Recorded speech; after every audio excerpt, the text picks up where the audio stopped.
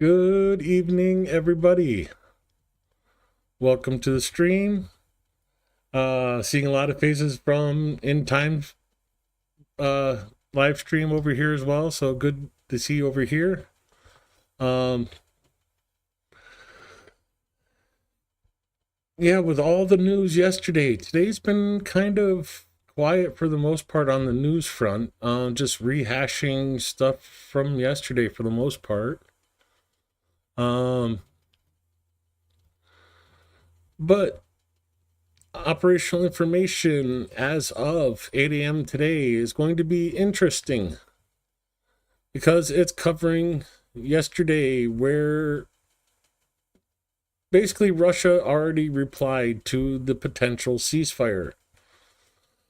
Increased attacks on the ground, increased attacks in the air.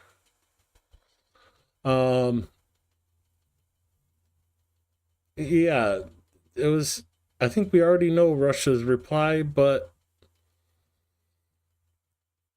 it definitely was not a good day for the armed forces yesterday.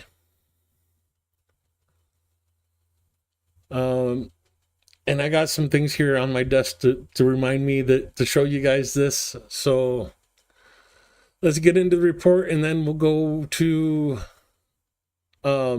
the stuff I want to show you, and then Zelensky's speech or announcement for today.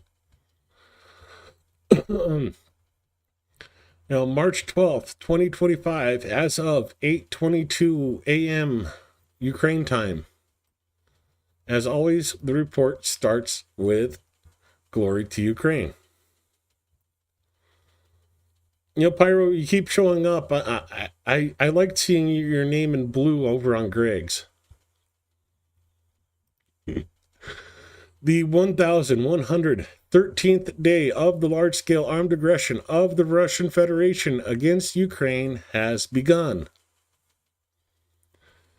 In total, 259 combat clashes took place in the last 24 hours. I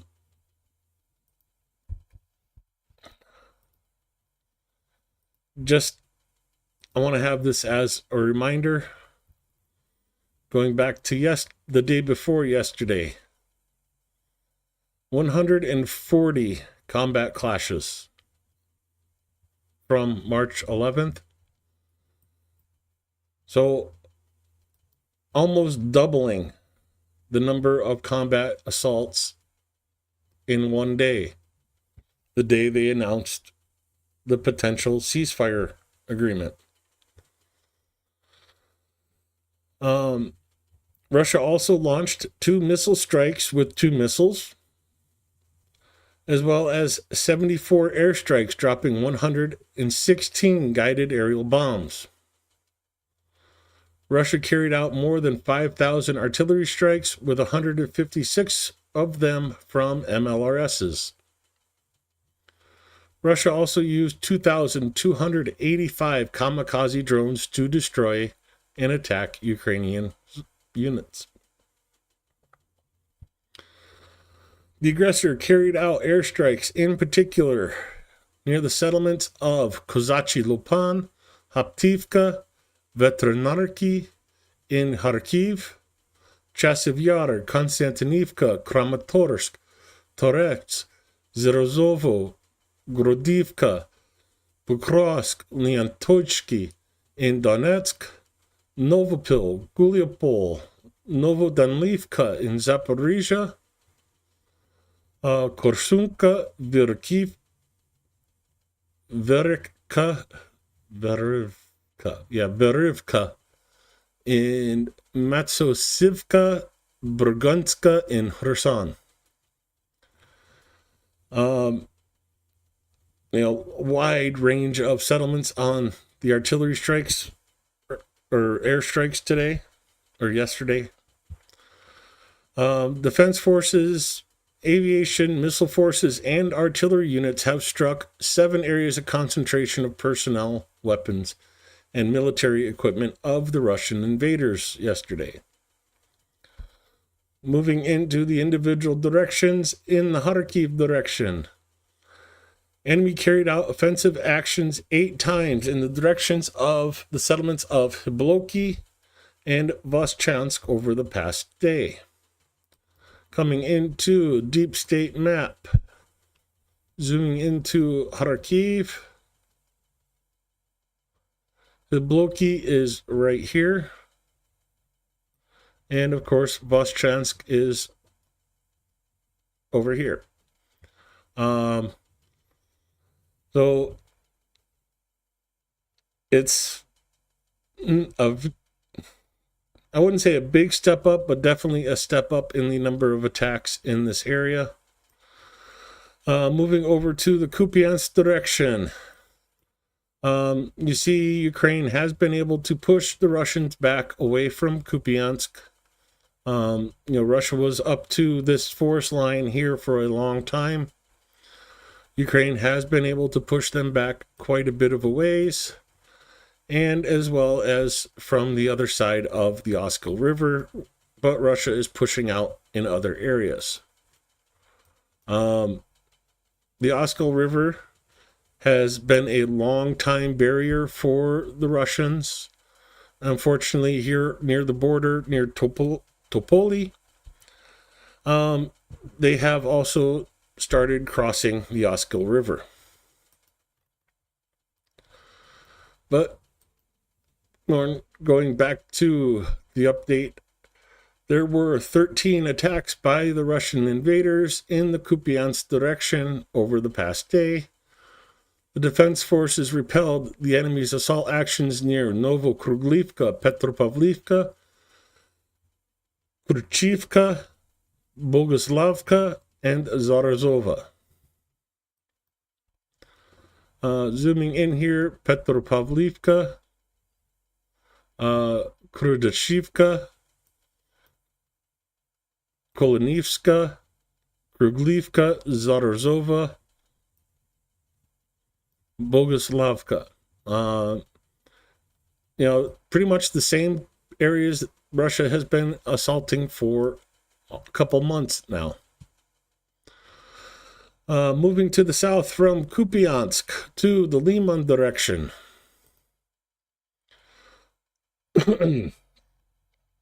Where the Russian invaders attacked 33 times. They tried to advance near the settlements of Krishinka, Gerkivka, Katrinivka, Yampolivka, Novomikhailivka, Nove, and Zelenidolna. Coming back to the deep state map and in the north part.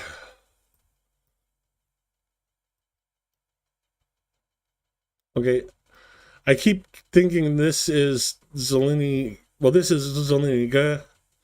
But I keep thinking that's going to be Zelenidolna, so I keep zooming into that one.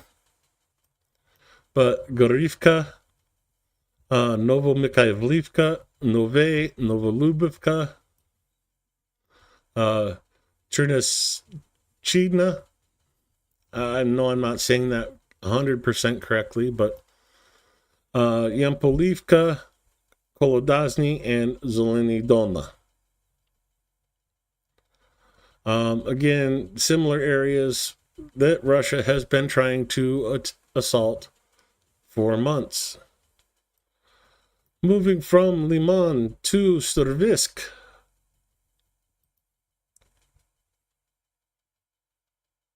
In the Servisk direction, our defenders repelled 6 assaults by occupation forces near the settlements of Bilogorivka and Verkhnokamiansky. Bilogorivka and Verkhnokamiansky, right here in Servisk. Moving over to the Kramatorsk area. So Liman is here, Slovansk, Kramatorsk. Konstantinivka, and Chasiv Yar.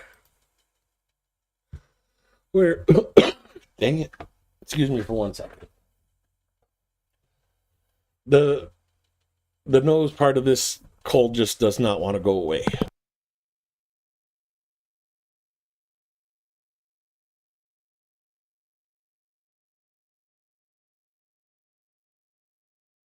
I'm getting so tired of Kleenex. 14. Okay, mic's back on. Okay.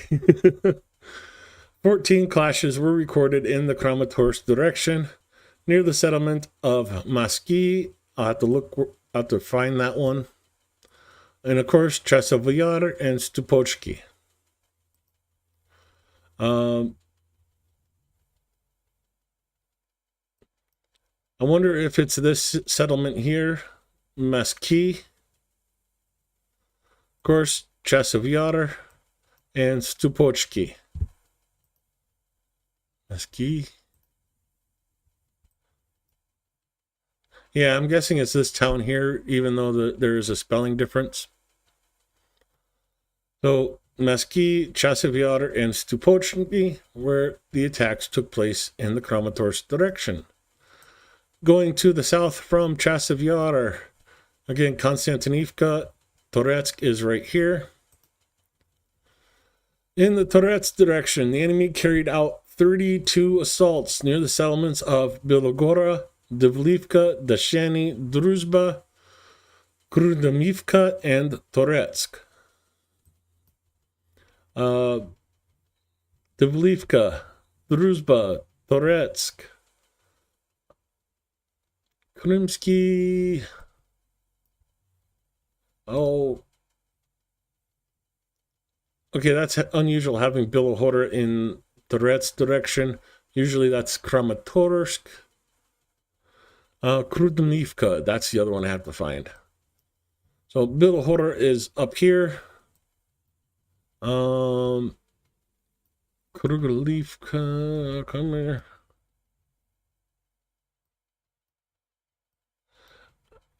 I'm sorry, I don't know all the towns. Here we go.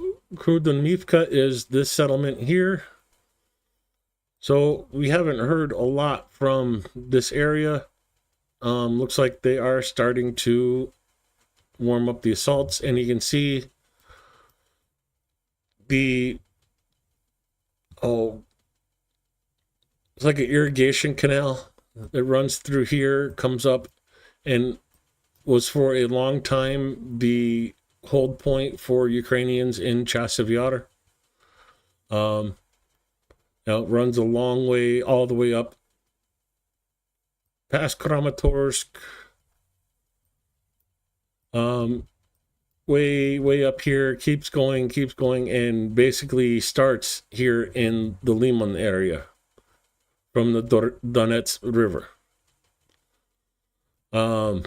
Again, that runs a long way down into Orlivka that is Russian occupied. Moving from Toretsk direction to the Pokrovsk direction, where Ukrainian defenders stopped 68 assaults by the aggressor. Pretty much listing every town in the Toretsk front. Novotoretsky, Vodeny Druzh, Promin, Lysivka, Novoukrayinka, Zeleny, Zerozovo, Liantochki, Serhivka, Udashny, Novoalexandrivka, Nadivka, Pirobrazhenka, Bodanivka, Oleksivka, Serchenko, Kotanyarka, Ukali, and Andorivka. Like I said, it is pretty much every town along the front. Excuse me. Starting here with Zeleny Pol, Vodany Druzh, Elizavetivka, Novotroitsky, right next to Mirolubivka, Promin, Lysivka,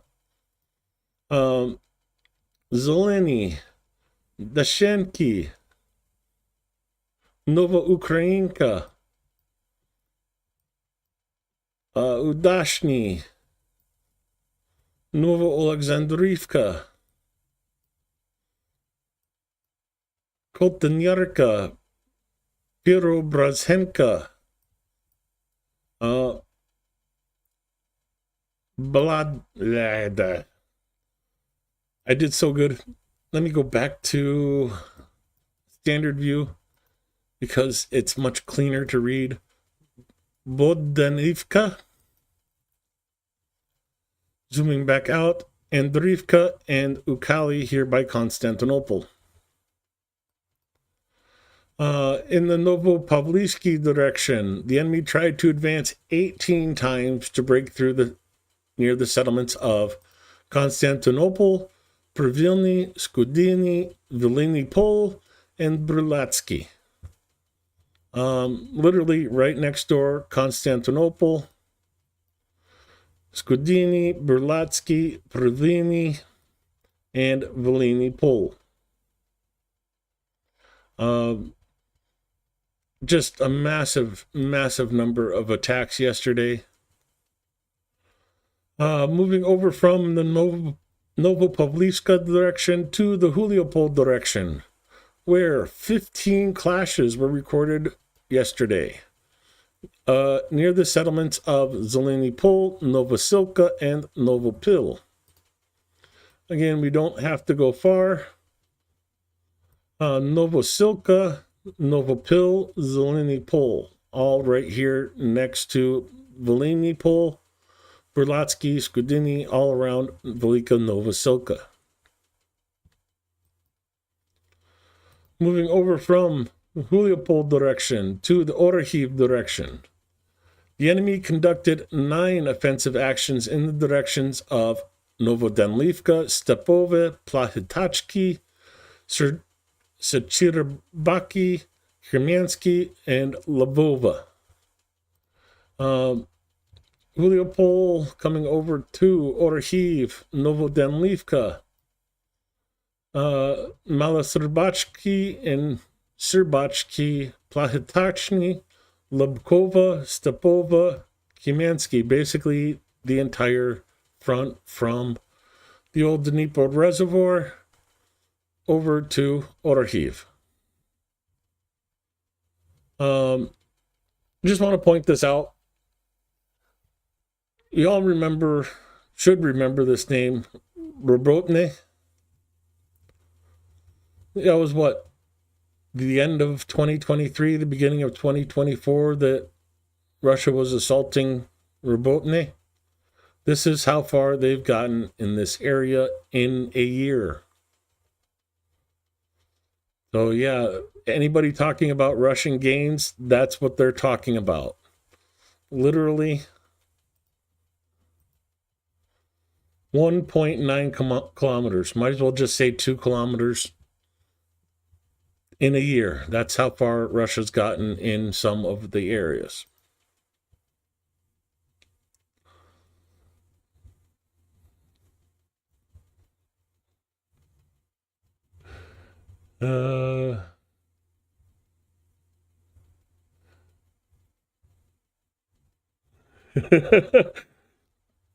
KKGG, sometimes I think we are all just guinea pigs here for Canty's practice pronunciation of all these Ukrainian town names.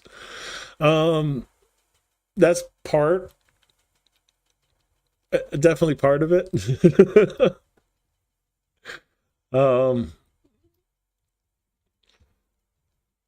The one you really have to work on if you're not a Ukrainian is Zaporizhia,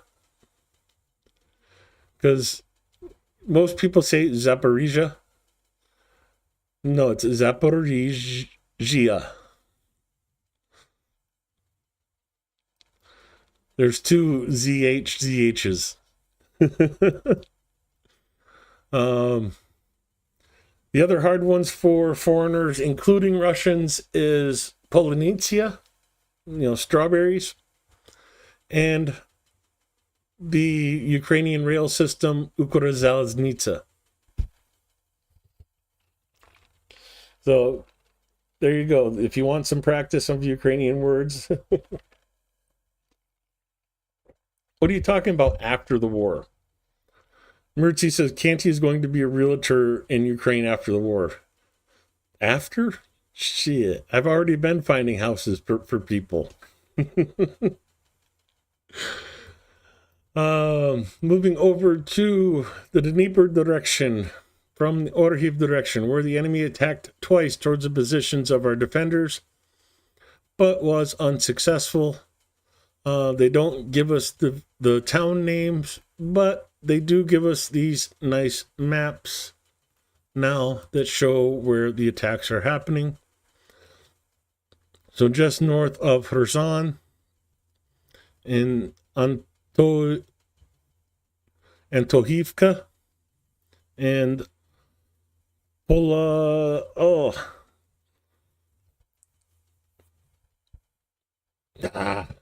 I can't do it. It's harder to do it for me to read it in Ukrainian than in English, obviously. So let's zoom in here and get the names in English. Antonivka and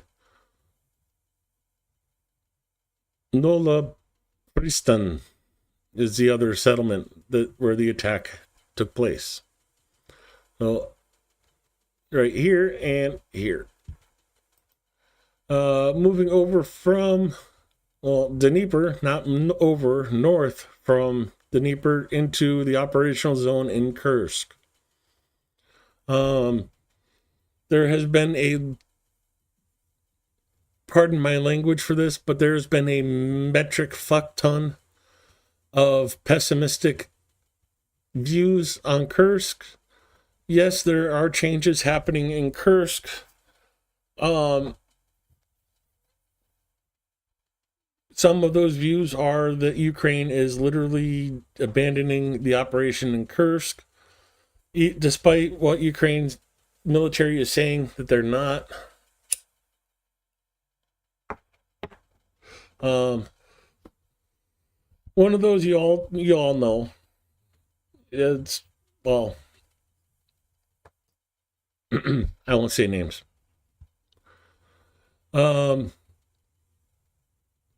Again, don't believe it until you see it. There is still fighting ongoing in Kursk.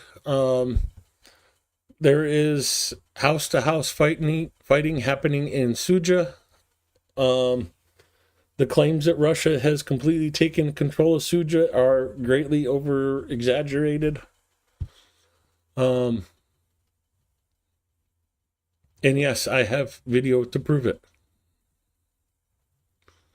So in the operational zone in Kursk, the units of the Defense Forces of Ukraine yesterday repelled 33 Russian attacks. The enemy launched 22 airstrikes using 28 guided bombs, and also carried out 280 artillery strikes on the positions of our troops and settlements in the area. 9 of those artillery strikes were from MLRSs. Going to the map for Kursk, since they don't give us the town names, these are the locations of the assaults. Russians are trying to cross the border into Sumy at these locations. According to the commander of the border guards in this area, it is a killing pocket for the Russians. They come in, they die. And Ukraine is holding those positions strongly. Oh. Yeah, I know I shouldn't smoke, but if you guys knew how nervous streaming makes me.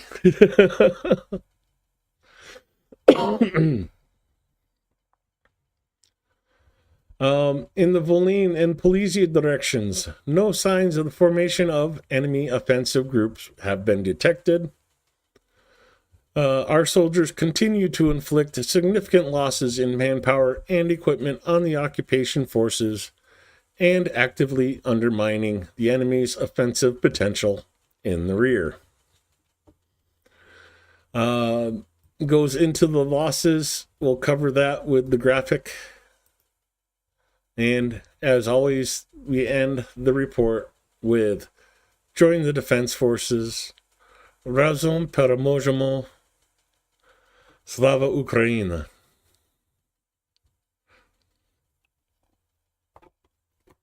I have a vape. Just don't ask what's in it.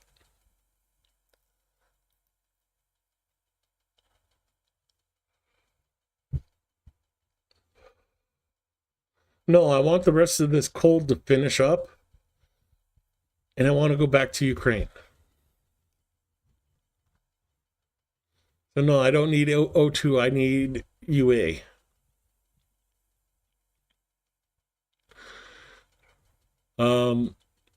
The graphic for today.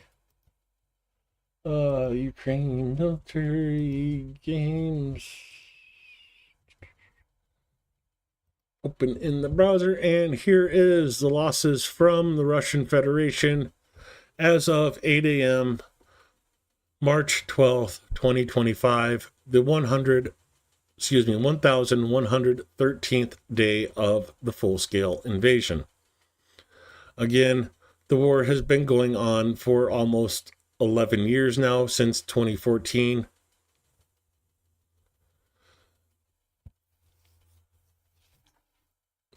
Mertzi, if I go, I want to go permanently, really.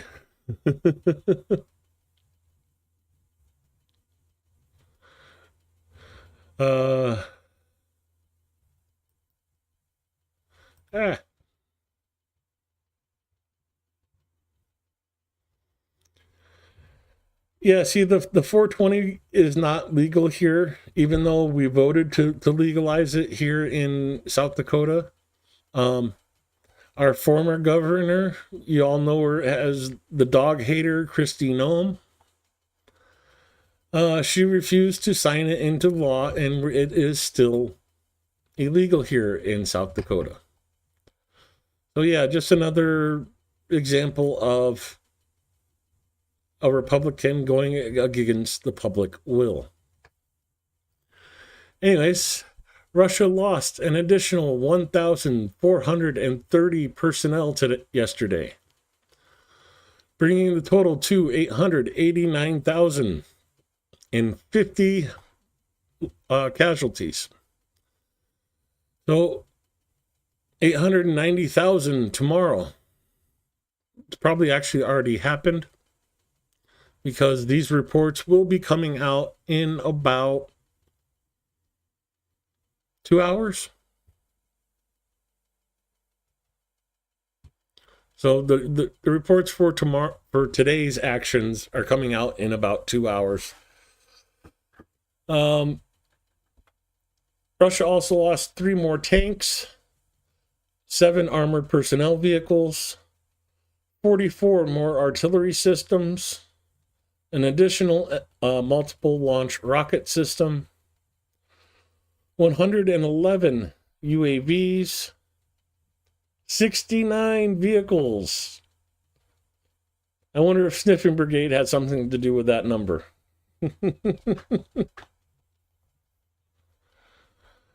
And 2 special equipment.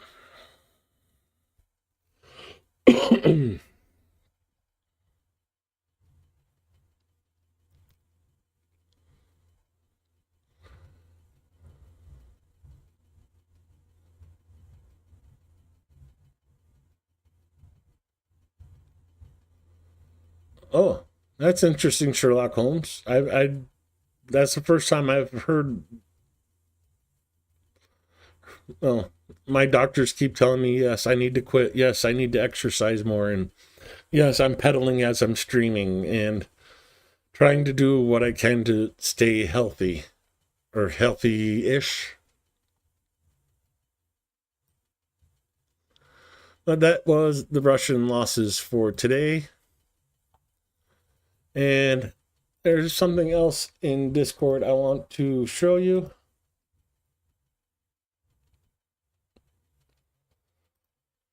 On Monday, there is going to be a new Easter Cars for Ukraine group fundraiser. And to kick that off, I wanted to show you this short little video I found of one of the vehicles that Cars for Ukraine provided. Let's see if I can pop this out.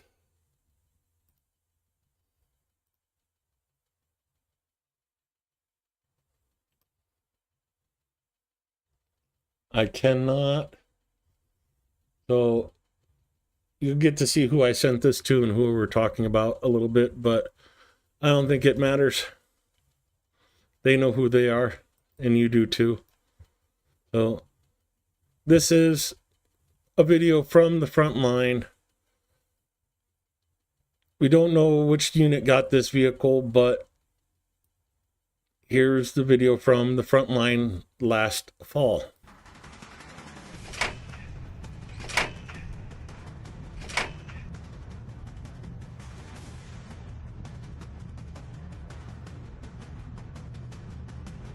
And you see the Cars for Ukraine logo and emblem here.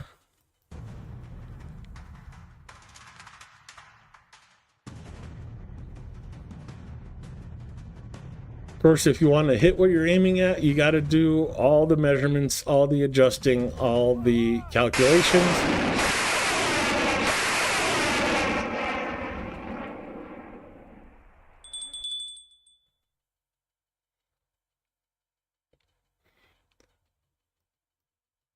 So yeah, there is one of the vehicles for Cars for Ukraine, and I look forward to, yes, it is Renegade Chungus.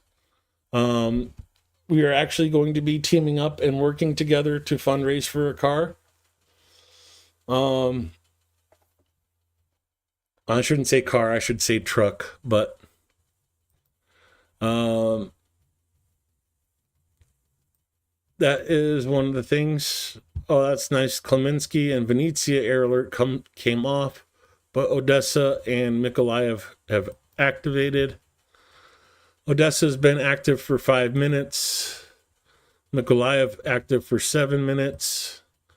Dnipro for almost 7 hours. Zaporizhia, 10 hours, 15 minutes. Donetsk, 7 hours, 7 minutes. Kharkiv, 9 hours, 13 minutes.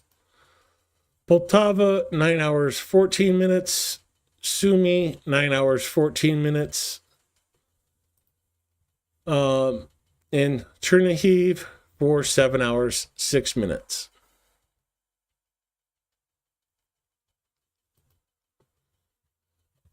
With that said, let me grab OBS and go full cam because there's a couple things I want to show you since we're talking about Cars for Ukraine.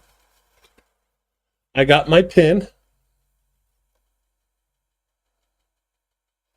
and nice little postcard from Cars for Ukraine for the last fundraiser. So we'll have to see about getting a new pin for this fundraiser.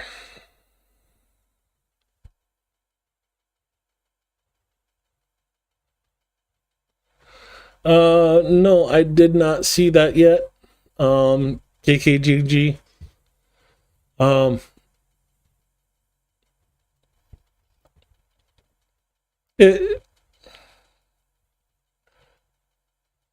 I'll have to look in, talk to him and see about maybe switching schedules, maybe have him raid me after he's done or something. But we're both going to be streaming. There's going to be times where times clash. It is what it is. But the other thing I wanted to show you is I came up with a new way of making the crosses. So both blue and yellow on one cross instead of the solids. Well, I'm just playing around with some of my craft projects to keep me busy while weather's not great outside. And last but not least, I wanted to show off my hearts. There we go. I'm using soldering iron basically to burn the designs into the wood. So that is the first one. Let's see. And I tried doing the shadow. I'm just learning it. So yeah, I definitely like this one better. But I wanted to try it. Nothing on the back yet. But these are going to have a bit of a special meaning for anybody that does get one of these. These are going to act as a token for when I get my house in Ukraine. Anybody that has one of these will be able to come to my house anytime they want, visit, stay the night, stay the week, stay the month. So yeah, these are basically going to be guest passes to my house in Ukraine. So these are definitely going to be a rare thing, and will be the first one I'm going to give away is going to be for the Cars for Ukraine fundraiser. Let's go back to the scene.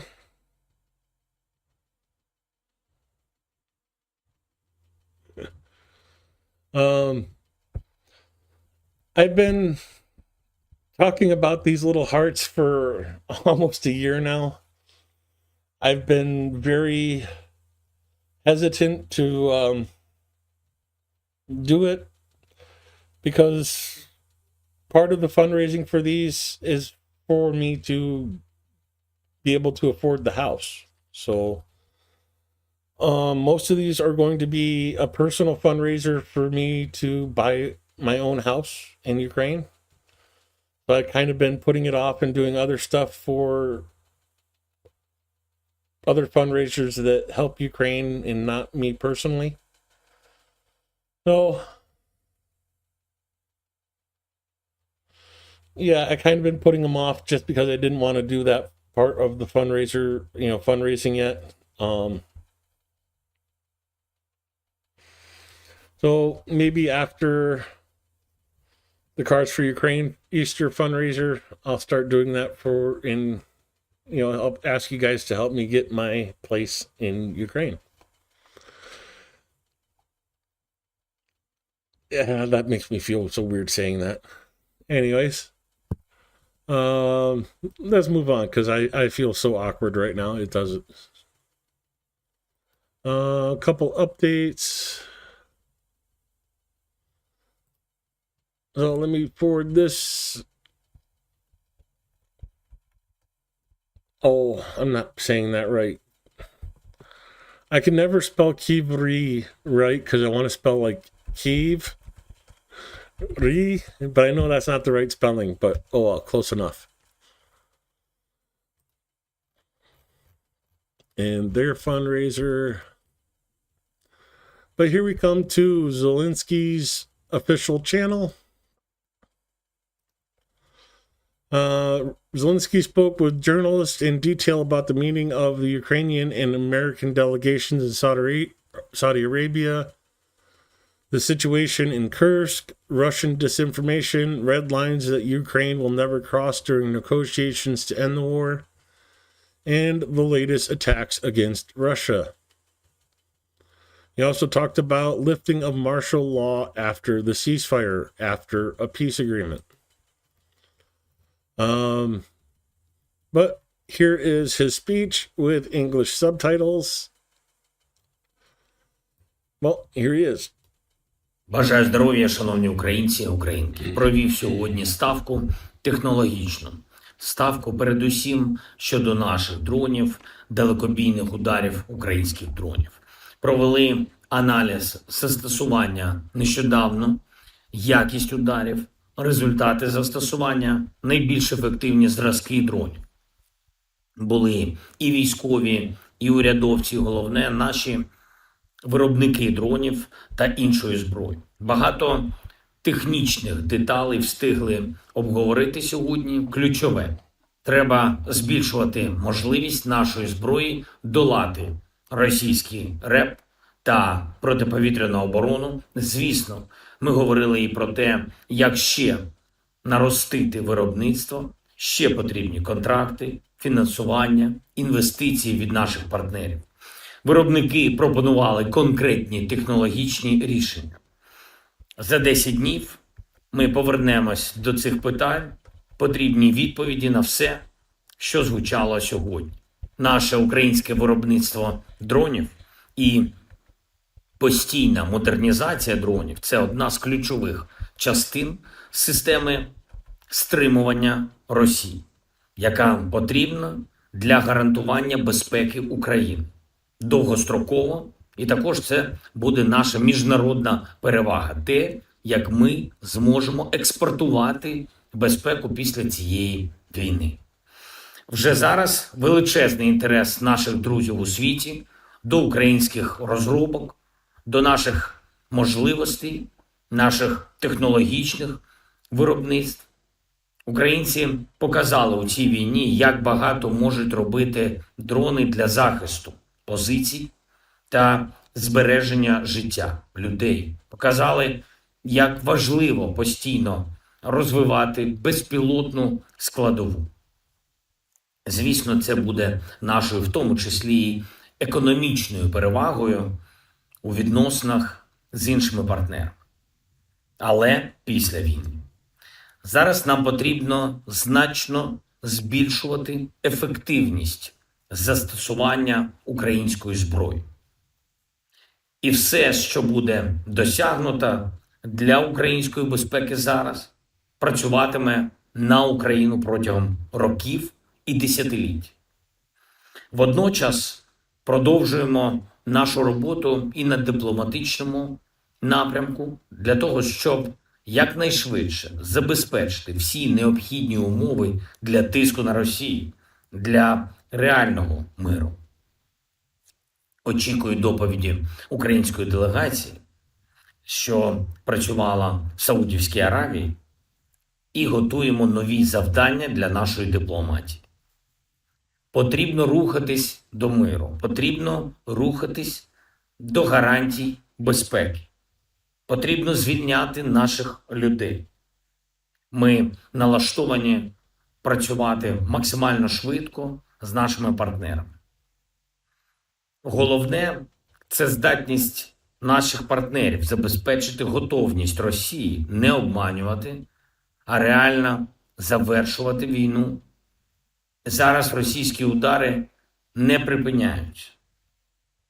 Щоночі під сотню шахедів проти України. Постійно ракетні удари. І є, на жаль, влучання по нашій цивільній інфраструктурі, по портах, зокрема в Одесі. І вчора там було ураження цивільного судна. Якраз вантажили пшеницю. Напрямок Алжир. Люди загинули, громадяни Сирії. Мої співчуття. Були також поранені, їм надано необхідну допомогу. Будь-яке намагання Росії петляти буде чітким доказом для всіх, що саме Росія не хоче миру. З чіткими висновками світу. Я дякую всім, хто допомагає нам захищати життя і хто працює заради надійного гарантування безпеки. Зараз час, коли багато що вирішується. Я дякую всім, хто допомагає. Слава Україні! Героям слава!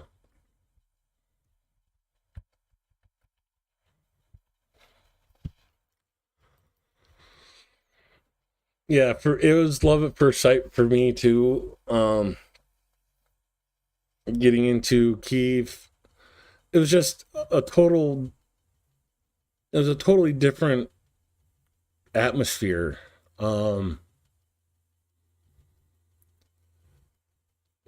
Like many cities in the U.S. right now are trying to reclaim areas to create green spaces.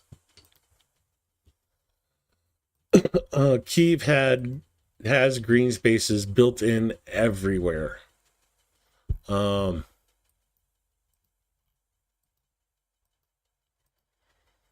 like those of you that know Boston, have heard about the Big Dig.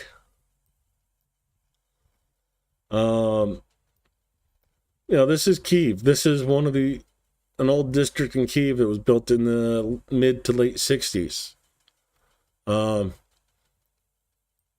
Trees and green space between every single apartment building. Schools, playgrounds. Give you an idea. This is the apartment building I stayed in Kyiv. Post office was right here. There was a playground here, the church with another playground here. And the school's right there. The other school is this right here. Another school, higher education place. So, right here in the corner, there's a little shop. Right here is a little shop, like a little grocery store. A cafe is right there. There's a cafe right here. Another school, secondary school. The entire ground floor of these two buildings are all shops, little clothing stores, grocery stores, cafes. Well, here, let's do this one. I walked by that car so many times when I was in Kyiv. But you see, it's like green market, repair shop. I can't read that, unfortunately. But like a little kiosk there.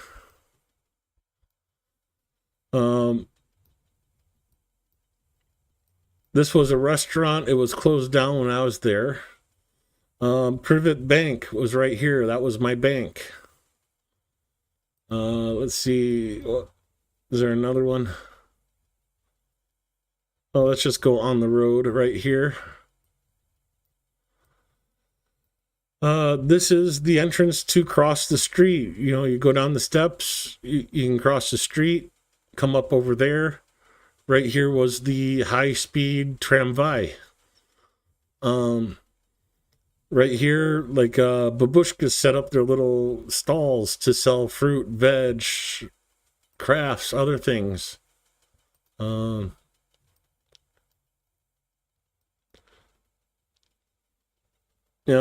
Selling brooms that she's made. Drugstore. I forgot which one of these. I think this is a grocery store, and then this was a kind of like a pawn shop.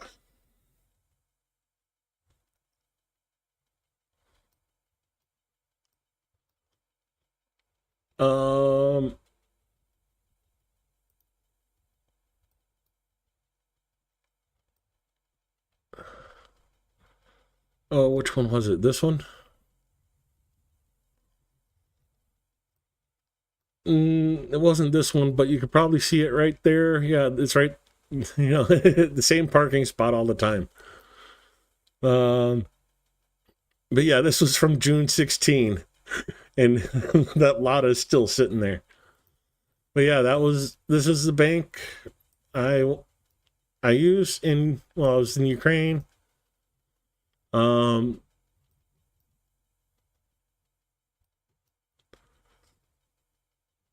was this one? This one's from 2016 too.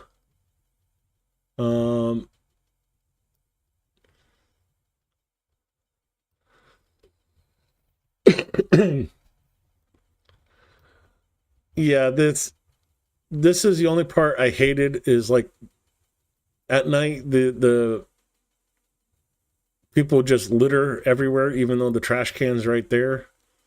But during the day, the the city would hire babushkas to go around and clean up and pick up all the trash. So it was basically giving retired people extra income. But yeah, that's a lot of. I think it's a lot of. I'm not 100% sure. But it's been fixed up a little since 2016. When I saw it, it was had a fresh paint job on it. Um, Hubcaps were painted on it. So yeah, even as things change, they still stay the same.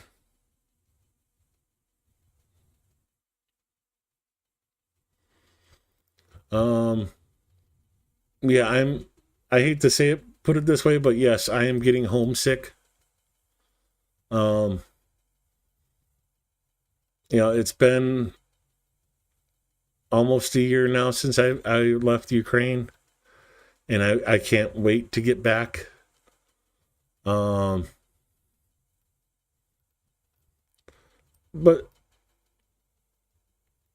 oh, what I was talking about, why I wanted to show this is like the green spaces.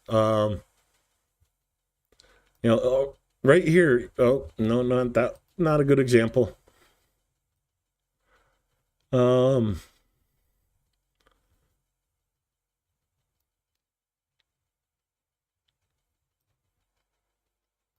so let me orient myself. Yeah, okay.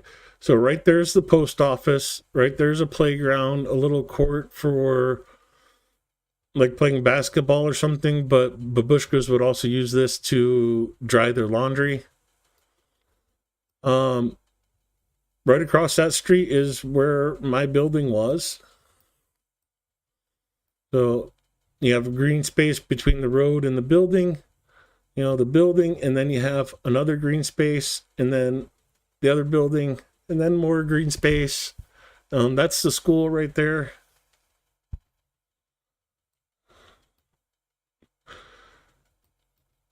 Oh, trust me, it's far from flat. The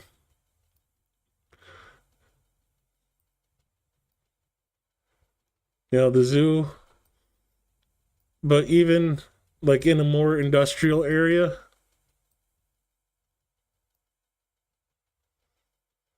you know, right behind these trees is a huge industrial area. Um, of course, the apartments.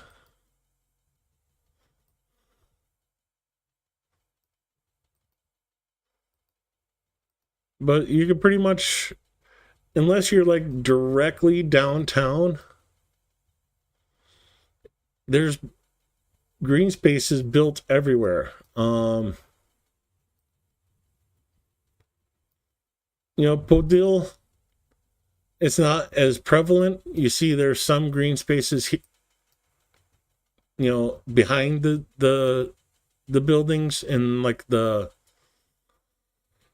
um, plaza of the building of the block, but like from the street, this is Podil from the street. It doesn't look like there's a whole lot of green spaces. But you go behind the buildings. Well, this isn't a great example either, but this should be a green space.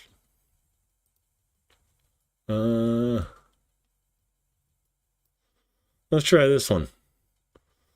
So, trees all surrounding the park in the middle. So it's and like Podil's like the bad example of the green spaces in Ukraine or in Kiev. But it still has them. But then you go into the Ukraine flat. This is deceiving, but this is a slight uphill. Tell you one thing, your legs burn if you walk around Ukraine.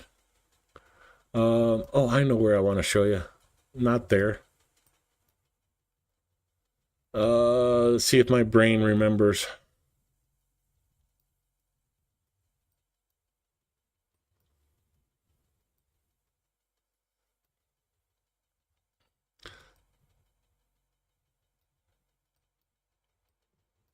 Yeah, let's go. So, many of you might know this place. The only American flag I saw flying in Ukraine was on top of this building. McDonald's is right over here. Cool little plaza.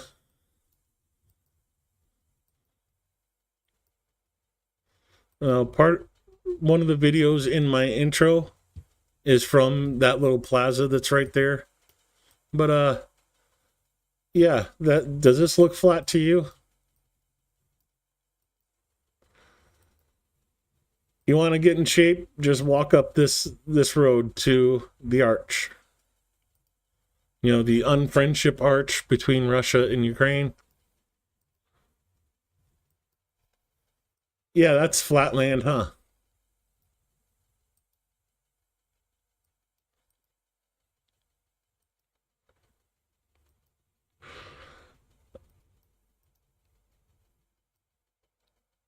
And that is one of my favorite places in Kiev. This is the Philharmonic.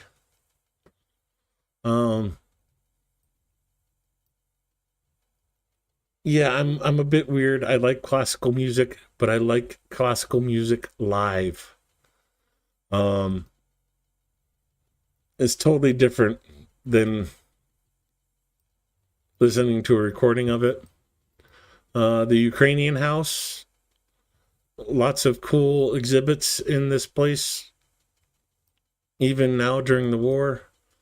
And I think this is the least amount of cars I've ever seen in this area. And of course, Krishadek. Maiden Square is just there. But you can see, even here, directly downtown, you got green spaces at the corners, green along the edge of the road, green space in the middle of the road. Dnipro Hotel. And then you have this huge, huge park right behind it.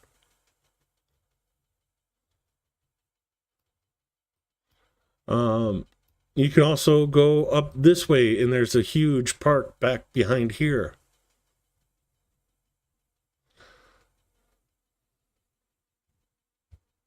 Oh, the Dnipro Hotel or the river. Come back down here. So yeah, the McDonald's is right there.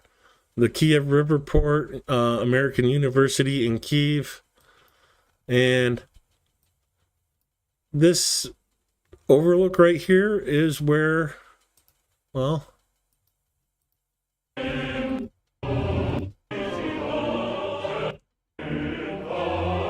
no, not that one. That one's the zoo. This part. I'm going to mute it for a second. So that's this overlook right here. Let me back it up again.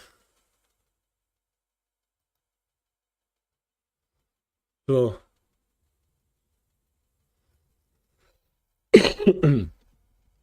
nice beach all along the other side there.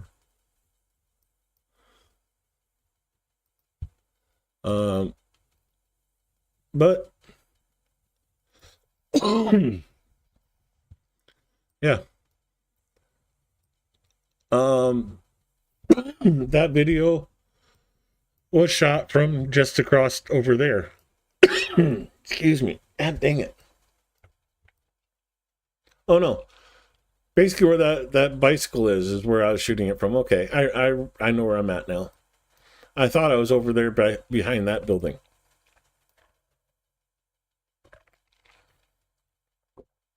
Well, the bridge over the Dnipro to Hydro Park.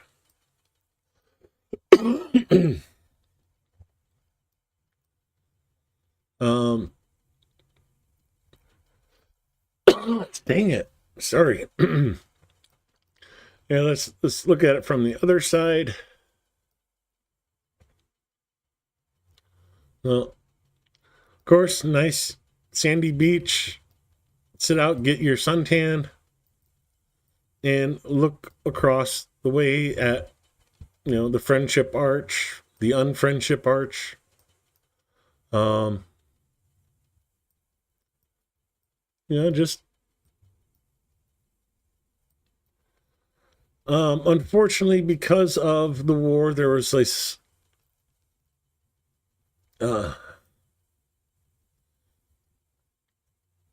where was it? Yeah, right here. Um, there is like a little boat. Oh wow! So this dock right here, there was a boat that did these like dinner tours, and it would go from this port down the river, and you have dinner on it, and there was a show, and blah blah blah blah, and you go down to like Kremachuk or whatever it was. I forgot already.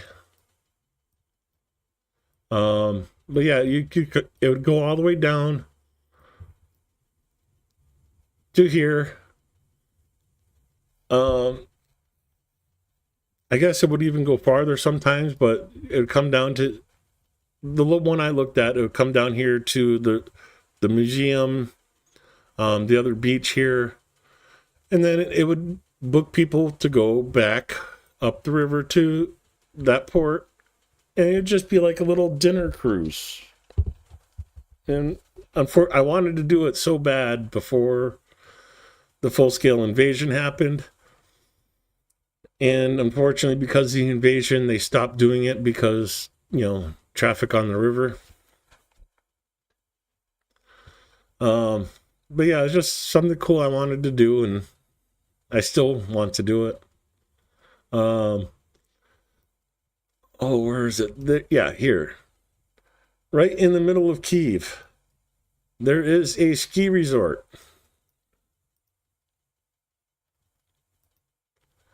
No going out to the Hamptons or... Yeah, there we go. There's the picture. But Kyiv's flat, remember. Ukraine's flat. But here's a ski resort right in the middle of the city.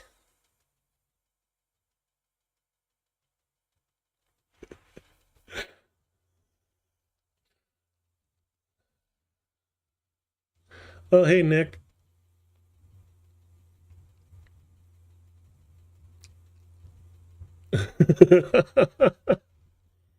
um, so yeah, if you go to Kyiv in the winter, you can go skiing without ever leaving the city. Oh, this is my homesick stream, apparently.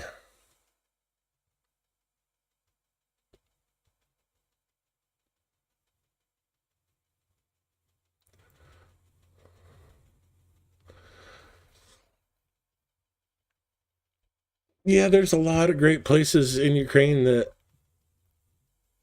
are just devastated from Russia. Poltava.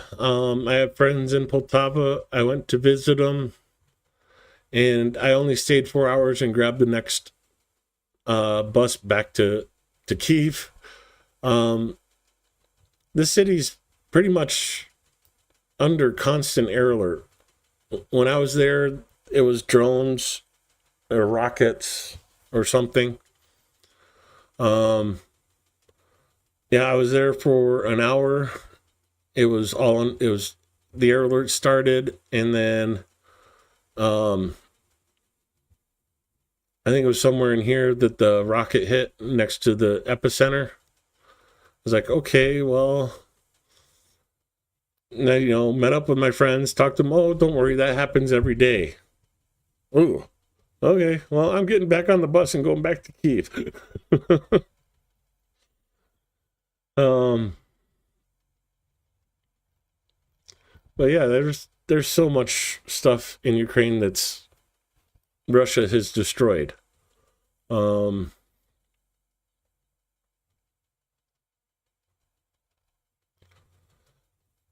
no, let's see if I could find this place.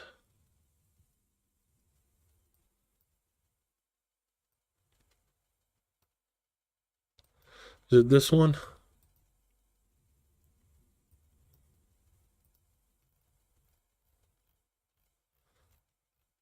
No, not this one. Um,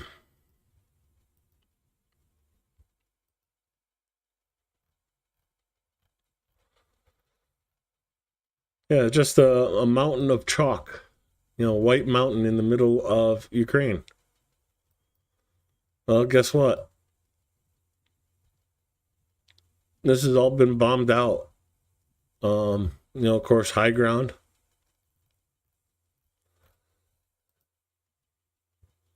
You know, the natural beauty's obviously gone. Meh. Anyways, um, yeah, I can't wait to go back. There's just so much. Um, Slovansk and Kramatorsk. Um, yeah, this city's just pretty much devastated. But here you can go right next to the train station. Beautiful park, right in the middle of the city. Benches to sit down at, walk around, watch your kids play. But my friend he's in Kiev now, and same with his mom, but they have an apartment in this block area in Slovansk. They offer, I said I wanted to go check it out and decided against it, but they were going to offer me their apartment in Slovansk to stay at. I chickened out. I didn't go.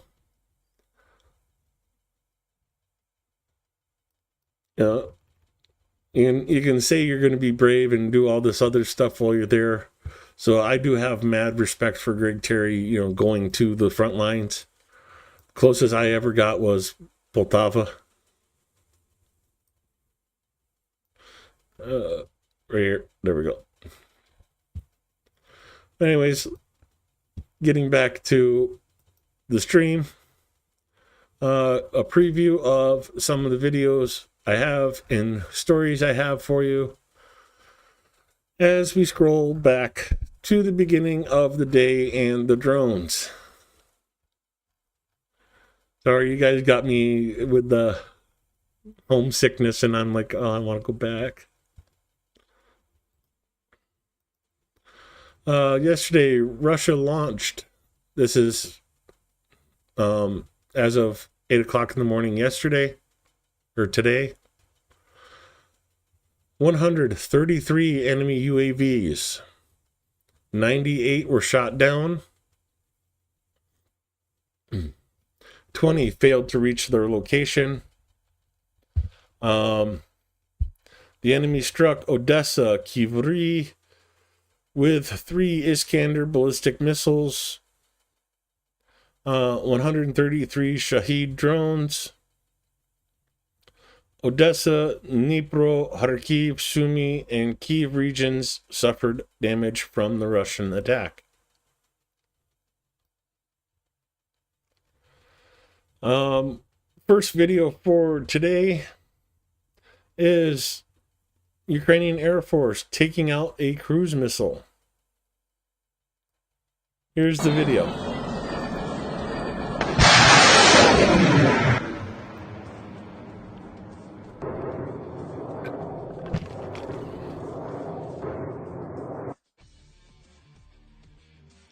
No. Nice little kaboom there for Blonde.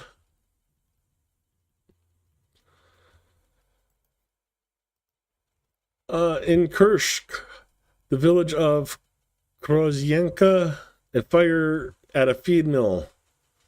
Putin led to the death of 4 Muscovites and another one in serious condition from the mill.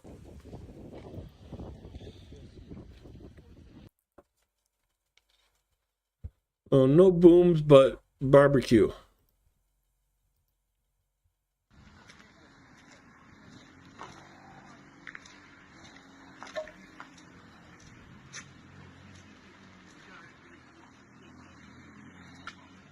I guess now they're going to have to sign up for the military so they can afford a new Lada, because those cars are toast.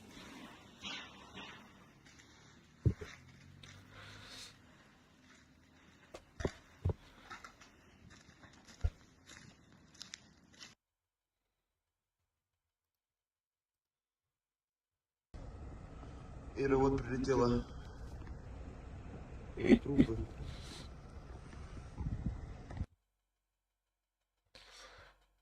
Oh, they know how to drink. Trust me. That will buff out. I want to know what you're using for buffing compound, Mertzy. 28th Brigade shows an assault in Toretsk that is stopped, well, dead.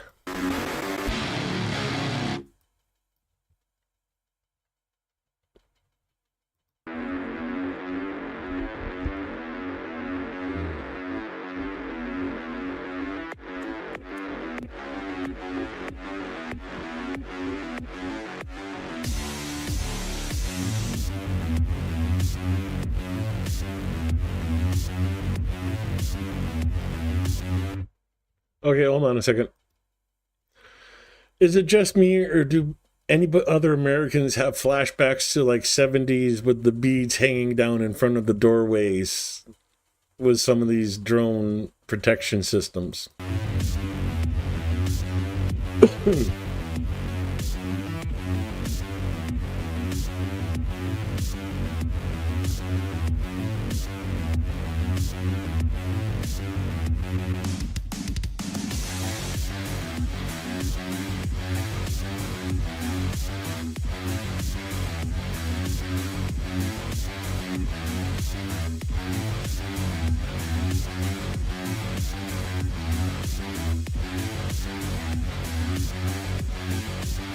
I'm digging the song.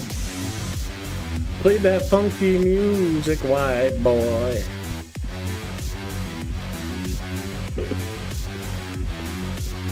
Is that what you're trying to say, Andrew?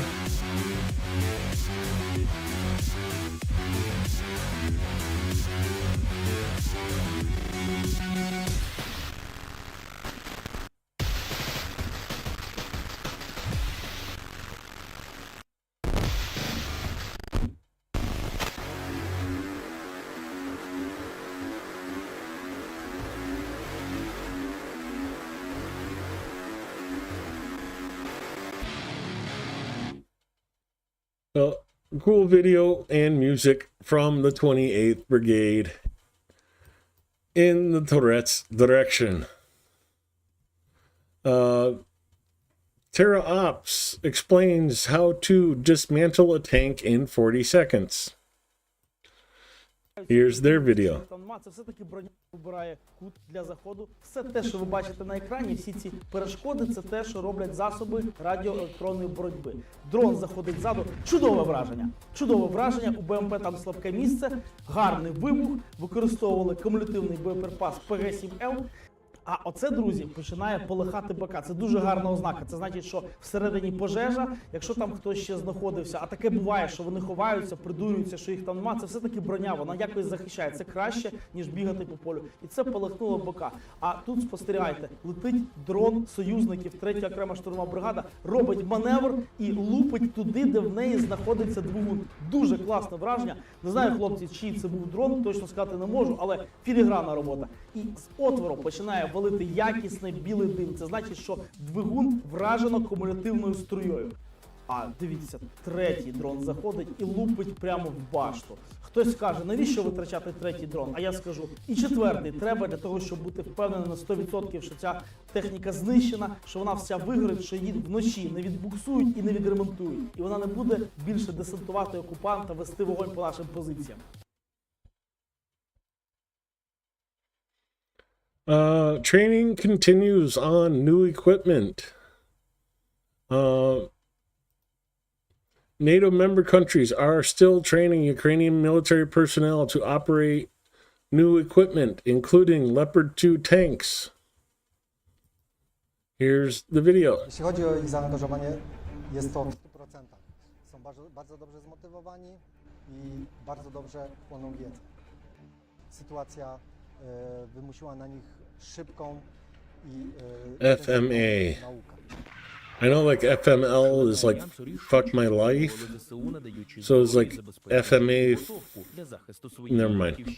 I don't want to know. Допомагають виховати наступне покоління українських воїнів, покликаних захищати свою країну.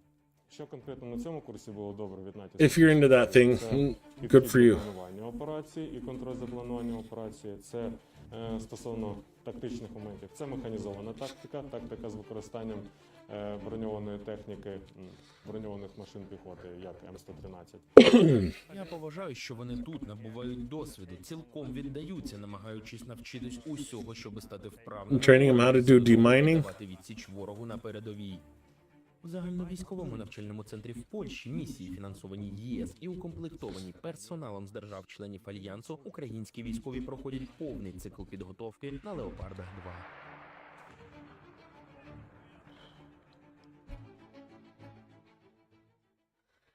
They're only sexy if they have a Ukrainian flag over top of them.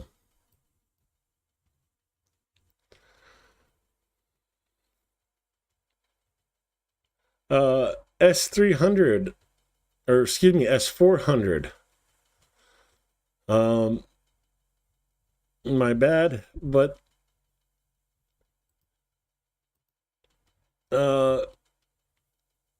S400 missile launchers, these are meant to, they were designed to be taking out aircraft.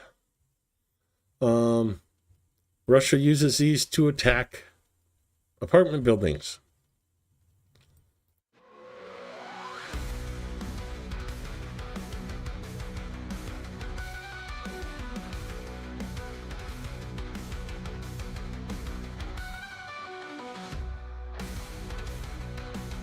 Okay, you're done. Done for what? I don't get it.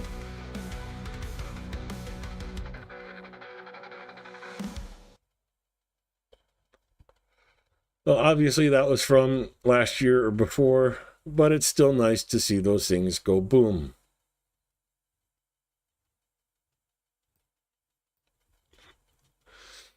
A Putin fake spotted in Kursk.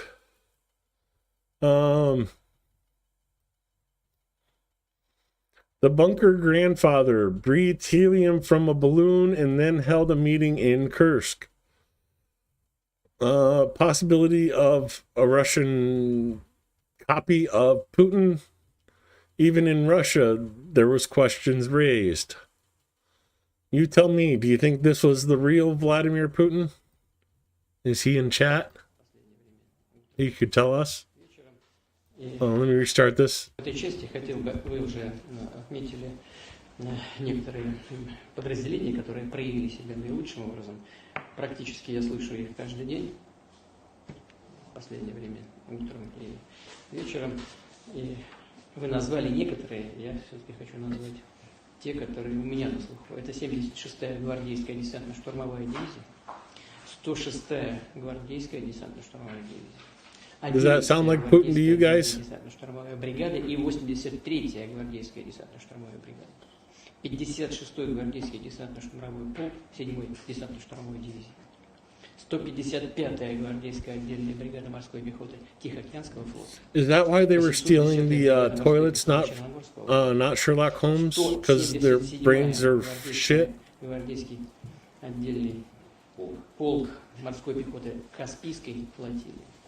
34-я гвардейская мотострелковая бригада в последнее время последнюю неделю, наверное, она действовала особенно. It's really cursed, but 22-й is that really полк Putin? 72-й мотострелковой дивизии, 1220-й I don't think it is. мотострелковый полк 3-й мотострелковой дивизии. И уже здесь прозвучавший спит у нас Ахмат, добровольческое формирование ветераны, которые отличаются особой дерзостью и эффективностью, и все, кто действовал вместе с ними. Я хотел бы поблагодарить и руководство Главного оперативного управления Генерального штаба за проделанную. I think it's one of his doubles. But even if it is him, he's finally doing what Zelensky's been doing since day one, visiting the troops on the front.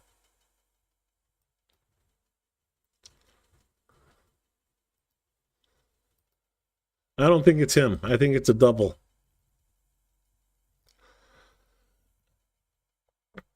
Gas pipelines were hit by drones from Ukraine in Russia today. Here are some of the videos.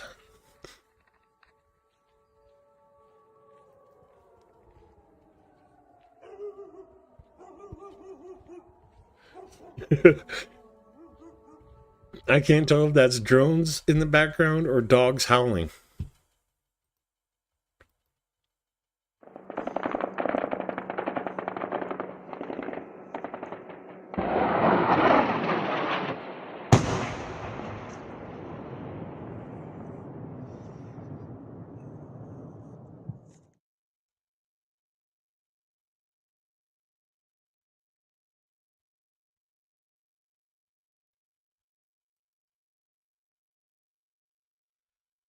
Bones. The chef from France. He has been defending Ukraine from the Russian occupiers in the hottest spots for 3 years. Shares that he worked in restaurants in France and had no combat experience before, but after the war started, he decided to join the International Legion. His family understood his decision, although it came as a surprise. I consider Ukraine a European land and the Ukrainian people a European people. It is our duty to help the Europeans, and it's our duty to protect European land from aggression. Here is his interview. Et concernant le fait de vouloir venir en Ukraine, principalement que je considère que l'Ukraine est une terre européenne, que le peuple ukrainien est un peuple européen. Donc c'est notre devoir en tant qu'Européens, en tant qu'Européens, de venir aider l'Ukraine, le peuple ukrainien, car c'est aussi en partie notre terre. J'en avais entendu parler à sa création en février 2022. 3 years, now it's a difficult situation, is a complicated problem. Ce sont des hommes qui sont très courageux. Du fait qu'au début de la guerre, l'Ukraine n'avait pas grand-chose pour se défendre, a quand même réussi à tenir et à repousser les Russes à pas mal d'endroits. Pour moi, ça force le respect de braves hommes, courageux, forts. On a fait de l'assaut, du travail d'infanterie légère, assaut, défense, on a fait aussi de la reconnaissance, ce qui pourrait s'apparenter à du sapeur.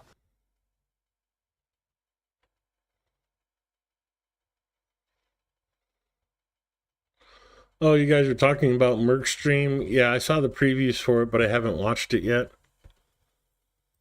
You know, the weather's getting nice and I'm trying to get chores around the yard done. And that's eating up into a lot of my watch time on YouTube.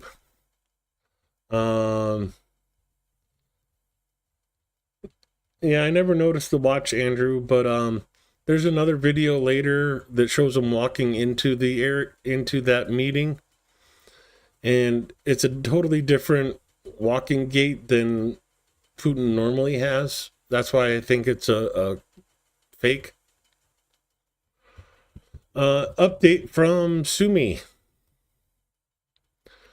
Намагаючись витіснити наші сили оборони України з Курської області. In an attempt to force our Ukrainian defense forces out of the Kursk region, the Russians have been conducting dozens of assault operations, against the opposition of Ukrainian soldiers. And in fact, in order to build on their success, they have also been trying to cross our border.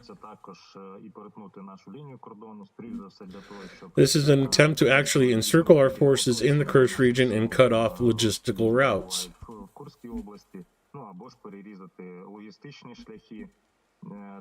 Therefore, our task as both the units of the State Border Guard and units of the Armed Forces of Ukraine is to prevent the Russians from crossing our border. Because their task, and what we are now recording in the direction of Novinke, is that they cannot use their equipment there.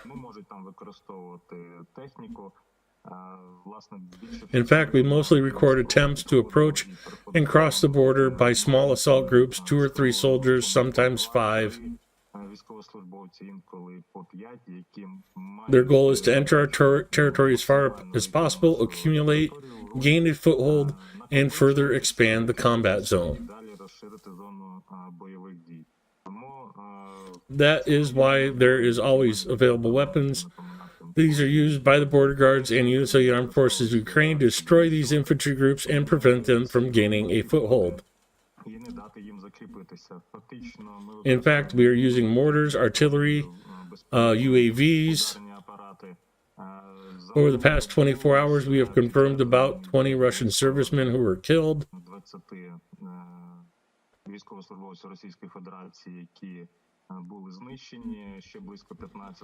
There were about 50 more that were injured. They were leaving our territory with injuries, so we will continue to do work.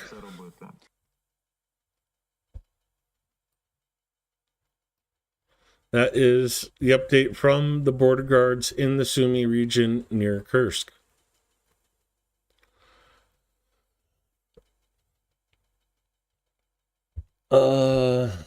See. Oh yeah, there's always familiar names here, Derpet, Darpet. One of those is probably close to right.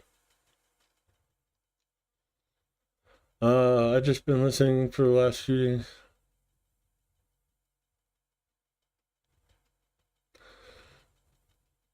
No, general consensus, your input's always welcome, because you've made me look at things from a different perspective several times, and I appreciate that.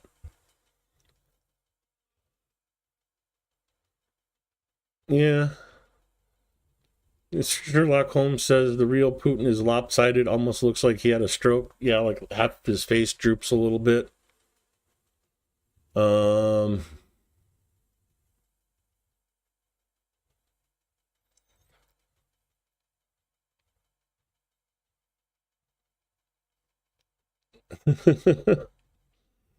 Irish bar in Mexico. That sounds interesting.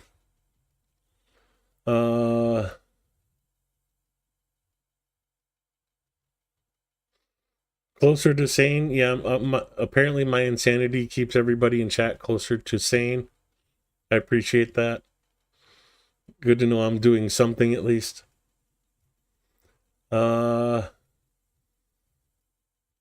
Yeah, seeing shipments coming off the plane in Poland. Yep.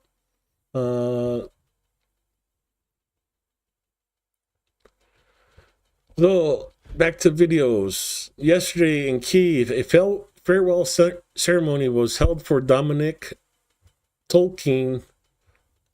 Abeline, a 28-year-old soldier of the GUR Legion from New Zealand and a member of the Maori people. Ugh.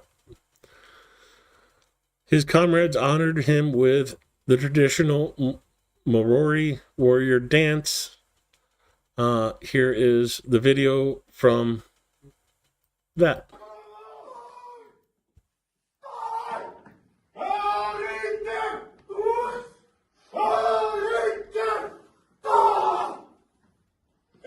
They are not Maori, but he was.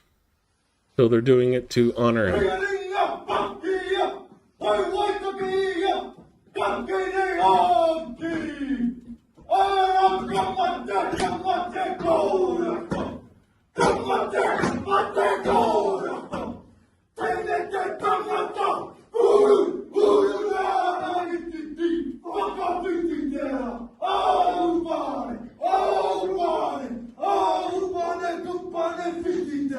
He might be.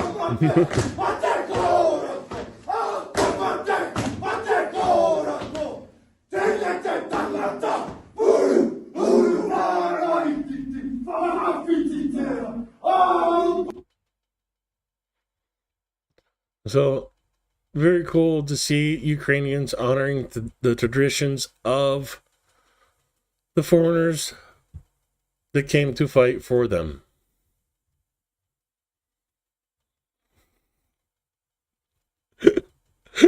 Okay, Sherlock, thanks for letting me know.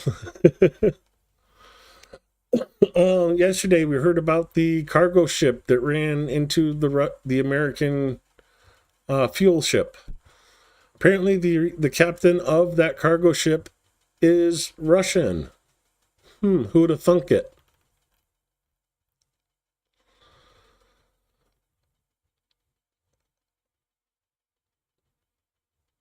A video from a lady in Russia. My comment here is the mood might be changing in Russia. Here is the video. Я россиянка, и мне не нужны чужие территории. Okay, I'm going to have to slow this down so I can talk for her.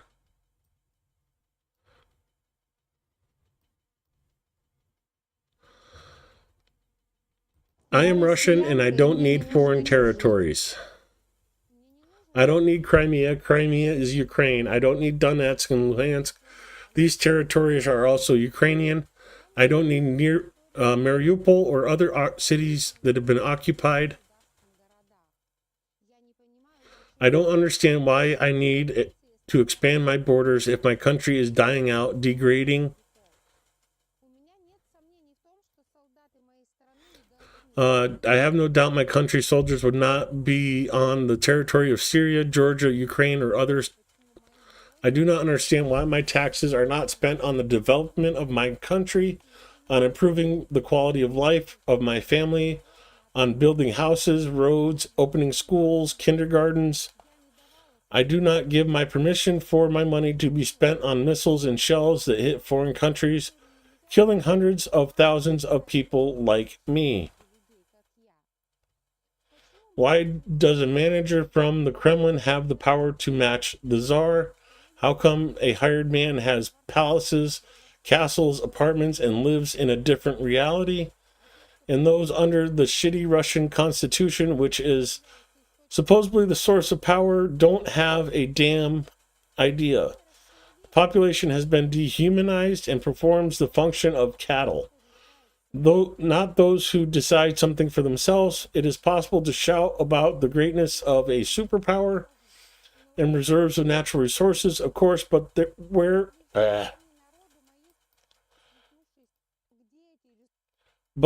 are these resources? Do they belong to the people of my sick country? Of course not. Putin's criminal organized crime group has systematically destroyed everything that was called freedoms and have some traces of democracy for a quarter of a century.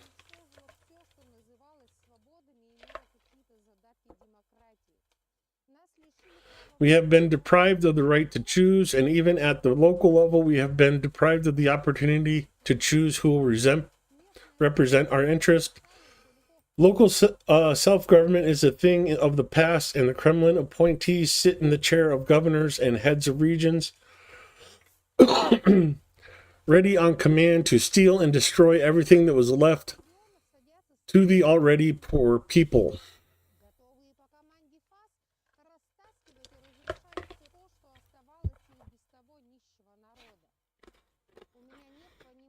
I do not understand how my compatriots explain to themselves the necessity of wars and the need to seize foreign territories.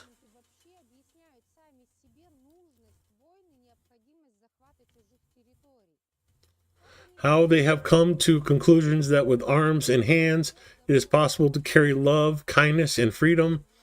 How can occupation, murder, violence, torture, and other crimes be called the Russian world? In Russia, there is no truth, compassion, love, understanding, and freedoms. There is hatred, aggression, anger, and lack of common sense. The current Russia is a threat to the entire sane world. The majority of the Russian population is a biomass that doesn't care about the politics and wars unleashed by the fucking president of Russia. They do not care that civilians are being killed in Ukraine here and now with their tacit consent. Russians do not understand what it is to hide their loved ones in basements from Russian missile attacks and bury their children near their homes. What it is to go on the roads of death and save their lives and the lives of their children, and what it is to start a new life in a new country where you're not understood. The list could go on forever. None of us choose our nationality or the country because that becomes our homeland. But we have the right to choose the side of the world and help those who suffer from Russian aggression. Help Ukraine. Do what you can. The main thing is to remain human.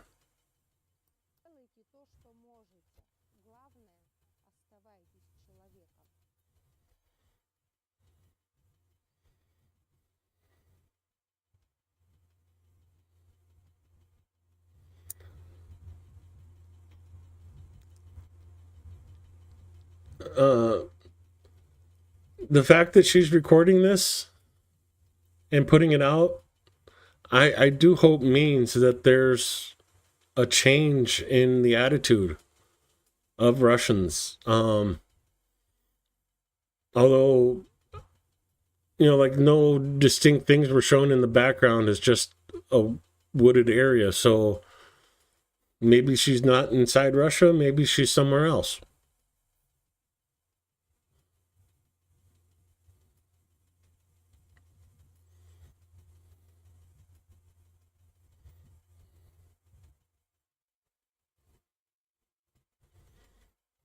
Yeah, because if the men speak out, they get arrested and sent to Ukraine.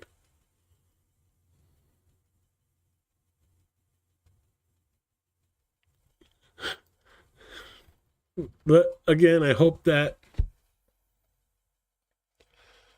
because like a year ago, you wouldn't see this. This wouldn't get out to the public. So it's good to see. And Marsha, you're a scammer. Block user. Delete chat. You wouldn't believe how many people on Telegram, I shouldn't say people, but bots on Telegram. Oh, you want a job? You want to make an extra income? The transport of U.S. weapons to Ukraine via Poland hub has resumed, says Polish Deputy Defense Minister. Talking about unloading from the aircraft. These are the plates that are unloaded from the aircraft. There's the truck they're getting loaded onto. So, yes, it is very nice seeing the shipments continue. And, of course, the Trident. Oh. So, good seeing U.S. munitions heading to Ukraine to help and do what they were supposed to be doing all along.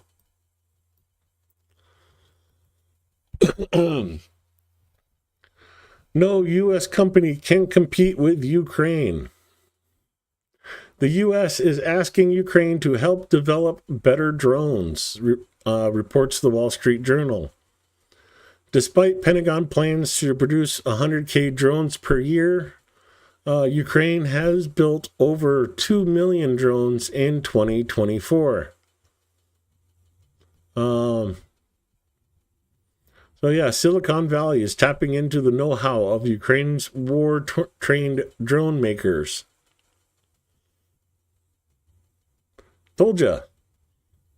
You know, we need to stay friendly with Ukraine to learn what they are doing. And here it is. This is so funny with the opinions about whether Putin will reject or accept the ceasefire. Here it is from Reuters, whatever you want to call it, Reuters. Putin will likely reject the U.S. proposal for 30-day ceasefire in Ukraine, according to Reuters sources. Here, Putin is likely to agree to ceasefire terms with Ukraine. From Bloomberg. Flip a coin.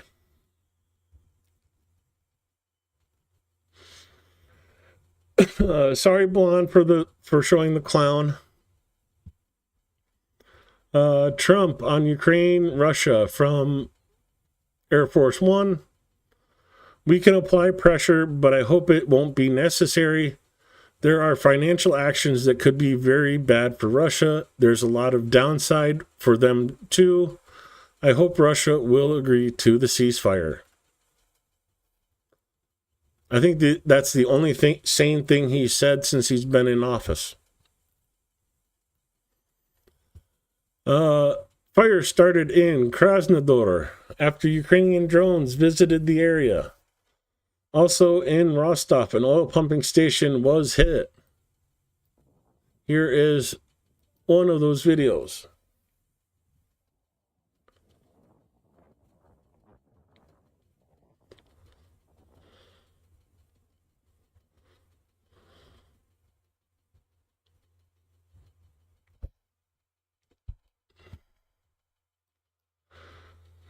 Yeah, I'm not going to speculate on what Trump owes to Russia. I'm betting it's quite a bit.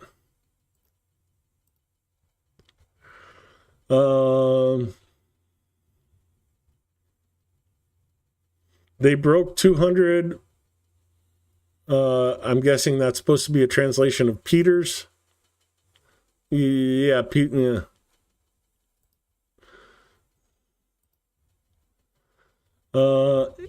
And covered heavy equipment. The FPV crew of the 3rd Assault Group met the enemy with an explosive attack.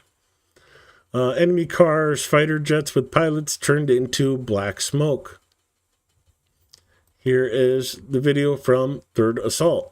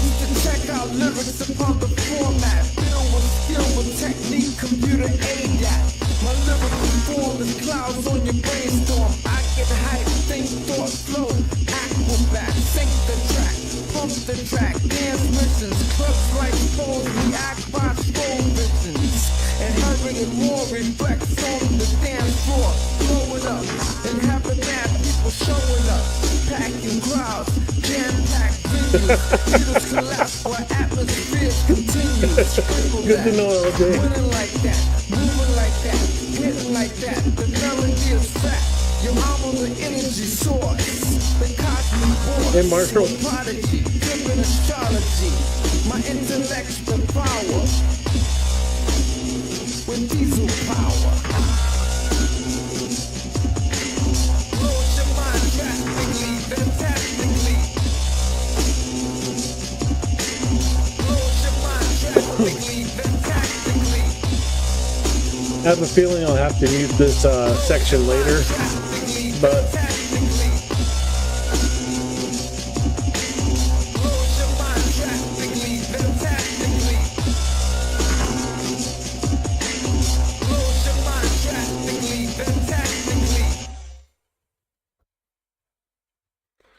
So there was the video from Third Assault. Let's scroll back up in chat here. So Ukraine negotiated a ceasefire with the U.S., and now the U.S. is negotiating with Russia. Only Trump could come up with crap like that. General consensus. Yeah, I agree. It's a messed up way to go about it, but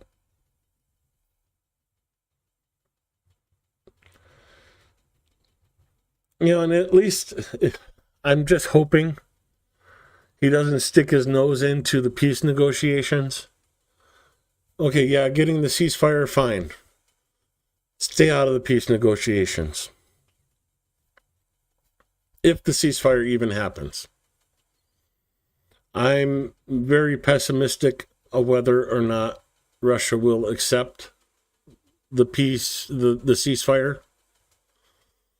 And yeah, Russia got out of paying, like, Russia still owed like $200 billion from the Lend-Lease stuff that we gave Russia in World War II.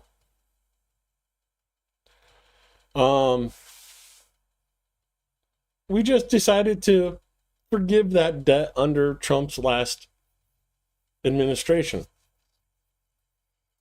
We made Britain pay it all back. We made Germany pay us, but Russia, oh no, they don't have to pay. Just forgive it.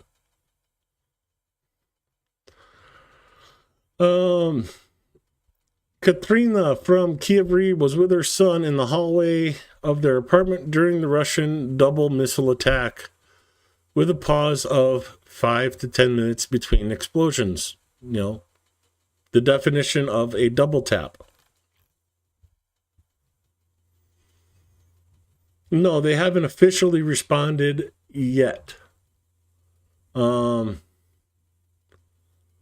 They're trying to add additional conditions to the ceasefire. Like telling Ukraine they can't mobilize people during the ceasefire, that they can't, that the NATO and other countries can't ship weapons to Ukraine during the ceasefire. There's some crazy add-ons that Russia's trying to push as conditions of the ceasefire.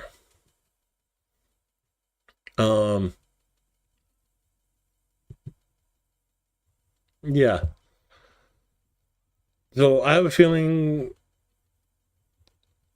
Trump's gonna have to shit or get off the pot when it comes towards Russia. And it will definitely be interesting to see. Shiznit. Zaporizhia region. Mass media reports of explosions 1 hour, 5 minutes ago. We missed that, but Mykolaiv and Odessa are off of air alert, as well as Chernihiv.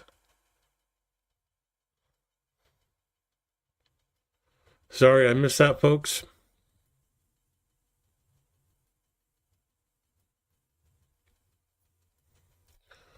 Oh, I think that's totally true. General consensus. Russia may need a ceasefire more than Ukraine right now, but Putin is worried about how it would look and whether his army would just disintegrate.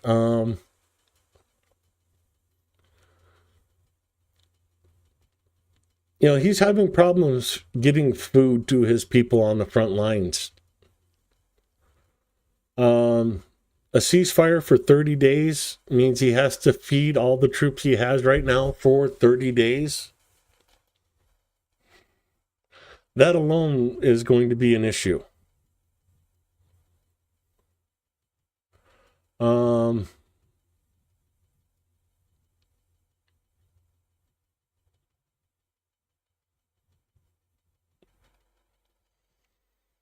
Yeah, definitely Russia needs it more than Ukraine. Coming to the deep state map, you see in like the last 2 weeks, Ukraine has been pushing back near Pokrovsk, retaking this area, retaking Koltine, Pishkiani. There are reports of counterattacks happening near Shevchenko. Of course, Lysivka and Dyshenki. Counterattack up here by Vodeny Druj. We see other ones up here by Kupiansk and Zapydne.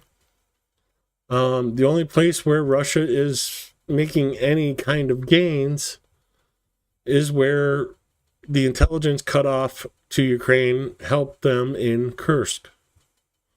This is the only spot where Russia has made any gains.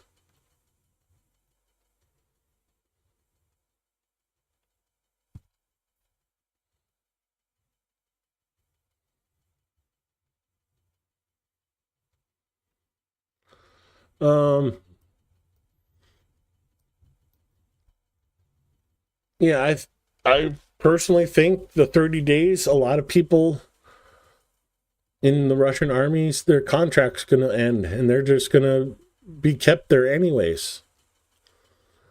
So yeah, I think you're going to see a lot of desertions.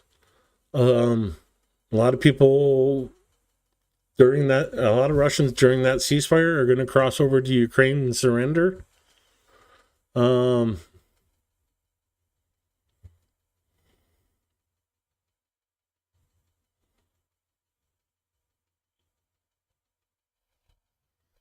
That's a bad image I didn't need in my head.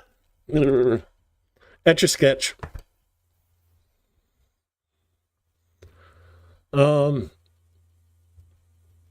So it's a double-edged sword for Russia, but like Greg Terry says, Zelensky played it masterfully, and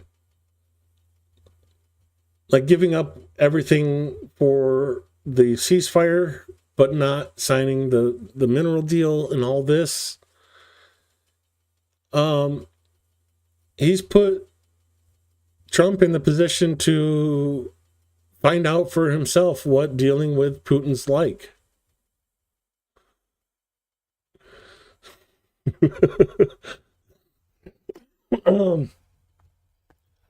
Zelensky tried to inform Trump about all the treaties that Putin has broken.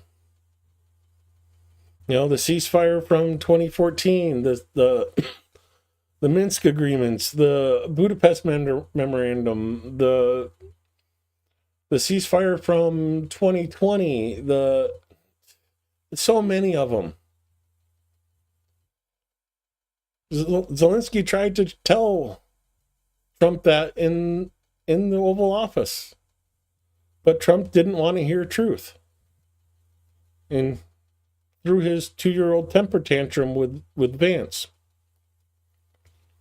So okay, here's everything you wanted. Go to Putin, find out for yourself what it's like to deal with Putin. So that's where we're at. Candyland yet? That's funny because all my gaming where I build cities and stuff, the city is always called Candyland. So yeah, it's all on Putin. It's all on him, and Trump's going to find out what it's like to deal with him.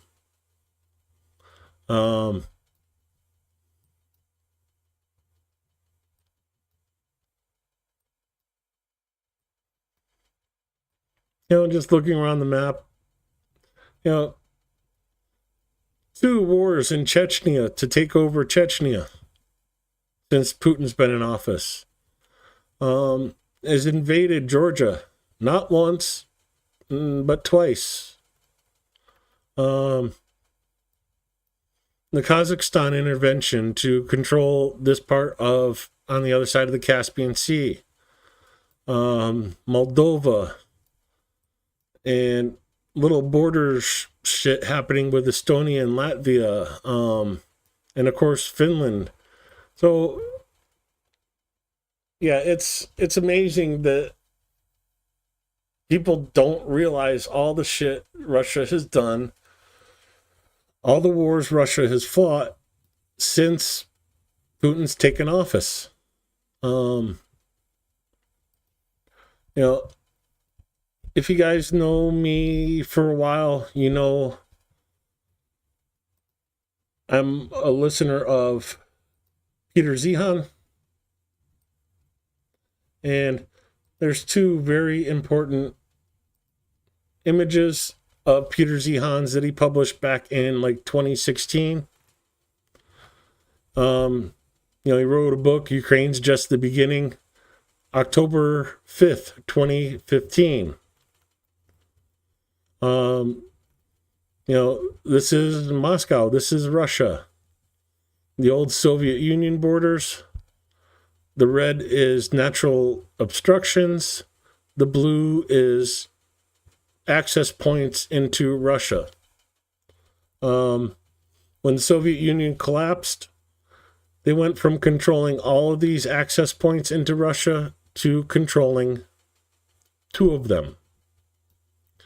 Since then, since Putin came to power, you know, these are the 2 they had. Kazakhstan intervention closed this one and this one. Chechen wars closed this one. The Georgia wars closed this one. The invasion into Crimea closed this one. And now there's only 3 access points to Russia that are left. The Besparian Gap in Romania, the Polish Gap, and the Baltic Sea. Which leads to the other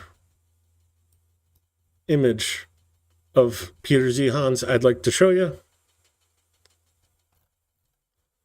These are the borders that Russia needs to feel secure. So when Russia talks about their security, this is what they're talking about. Azerbaijan, Armenia, Georgia, the rest of Ukraine, Moldova, parts of Romania, parts of Poland, all Lithuania, Latvia, and Estonia. This is the border Russia wants and needs to feel secure. Because with their declining population, they can't defend this border.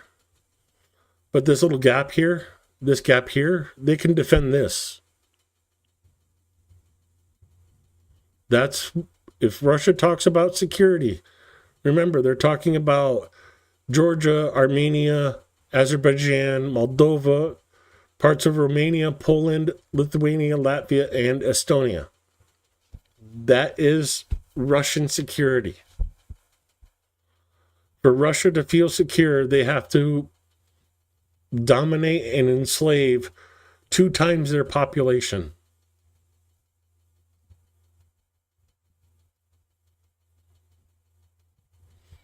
Again, Peter Zehan told everybody about this in 2016. Here we are with them pushing into Ukraine. You know, first phase. You know, second phase. Third phase, fourth, whatever. This is the borders Russia wants. So if you think it's going to stop with Ukraine, you're mistaken. It's going to start with Ukraine and then move on. It's already started with Ukraine. It's unfortunately where we are at.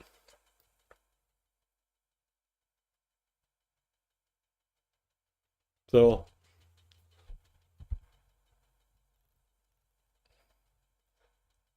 yeah, the mountain range here, they need to control Georgia. They need to control Chechnya, Azerbaijan, Armenia, They need Romania, Moldova, all of Ukraine, parts of Poland, Lithuania, Latvia, and Estonia. Oh, and don't get me wrong, if Russia had their way, they'd go back and take over West Germany. Because why control this gap when you can push out and control that gap and gain more farmland?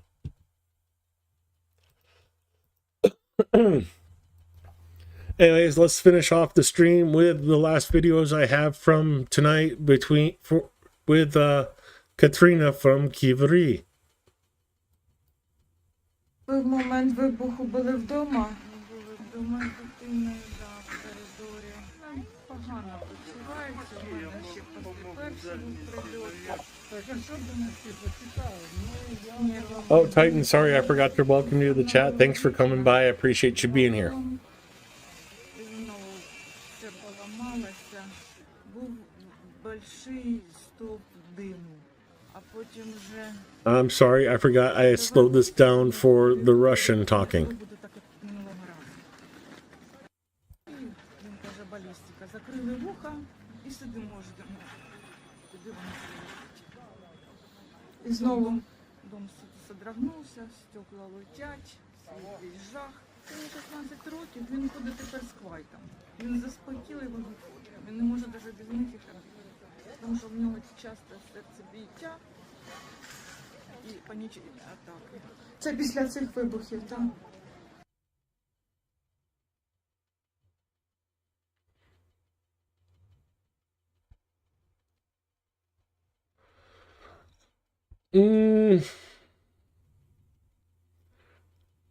Never underestimate China's ability to continue on. There's been a lot of people that said China's going to collapse. China's going to collapse. They can't just keep loaning and printing money. Yeah, you can. You can keep printing money, propping up businesses as long as they employ somebody. Yeah. No, I think he got it right with Russia. I think he understands the Russians' way of thinking. I don't think he understands the Chinese way of thinking.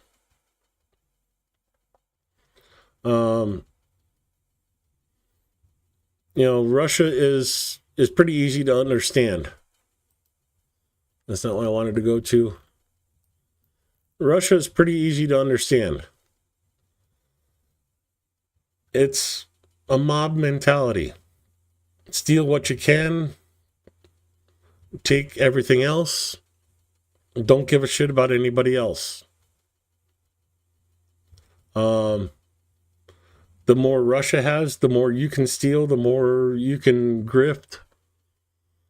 China's very, very different. Even people that are not from or been in China for most of their lives, China comes first. It's a total different mentality. The state, the party, the China is no before anything else. You'll sleep on a cot and work 20-hour shifts before you give up on China.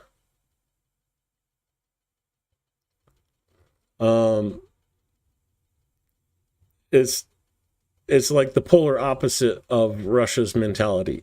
Everything for the state. The state exists so you can steal from it.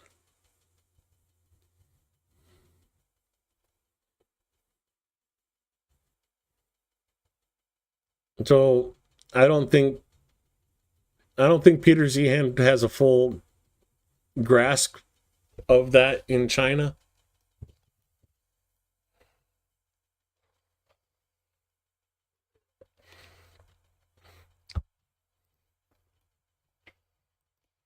They want security. Sherlock, this is what they want. They want security. This is what they need for security. Because they cannot defend this border. with the population they have going forward. This is their last chance. They got to push out to these borders. And then you can defend this gap with a very small military.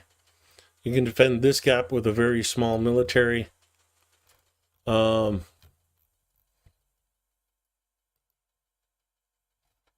know, when you only, doesn't matter how many people you have, when you only have to defend 1, 2, 3, 4, 5, 6 gaps over land, it becomes a lot easier than defending 1,000, 2,000, 3,000 kilometers of borders with quote unquote hostile nations.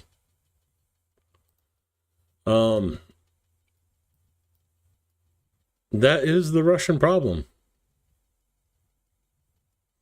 You know, Russia feels they need to control. Well, you add up the populations of Azerbaijan, Armenia, Georgia, Chechnya, Moldova, half of Poland, Lithuania, Latvia, Estonia, about a quarter of Romania. That's what they want. They want this little gap here so they can secure this. They want the gap from the Carpathian Mountains to the river. And then they want up to the Black Sea or Baltic Sea.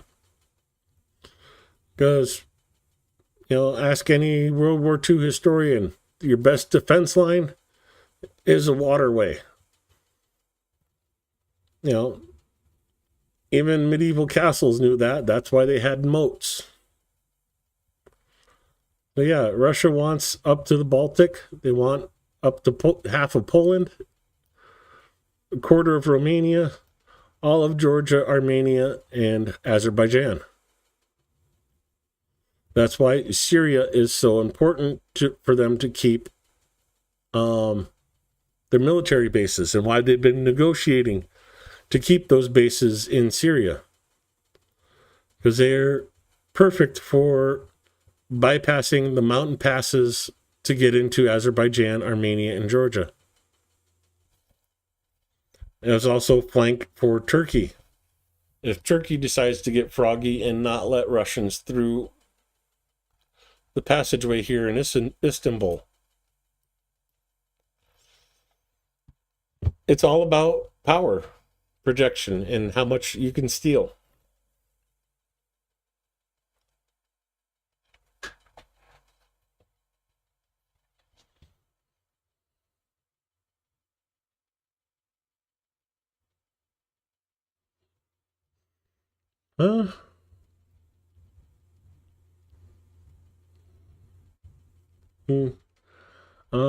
Let me go back to the air raid map. Keep that up while I read chat.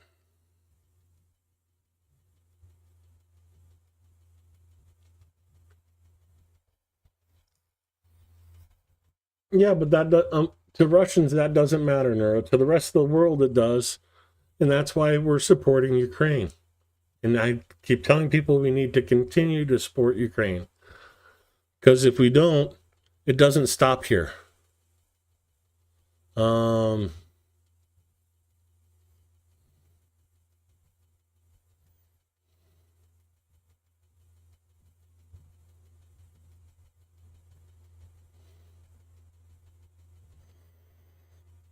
Yeah, they still don't.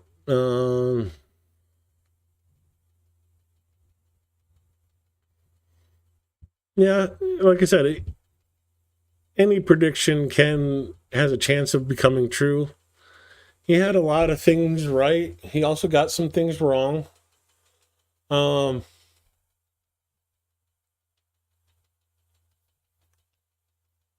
it does explain a lot of what Russia's doing. And you see it.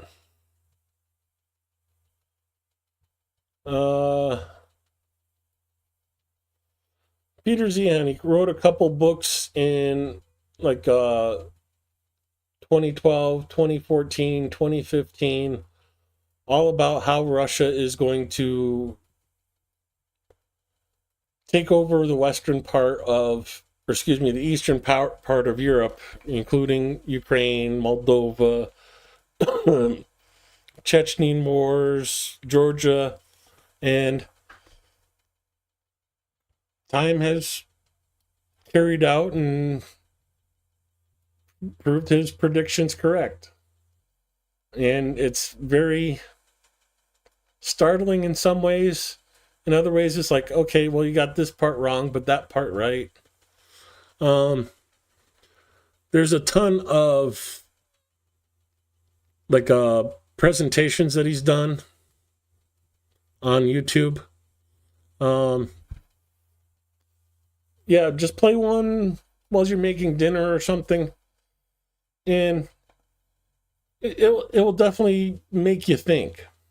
Definitely recommend them.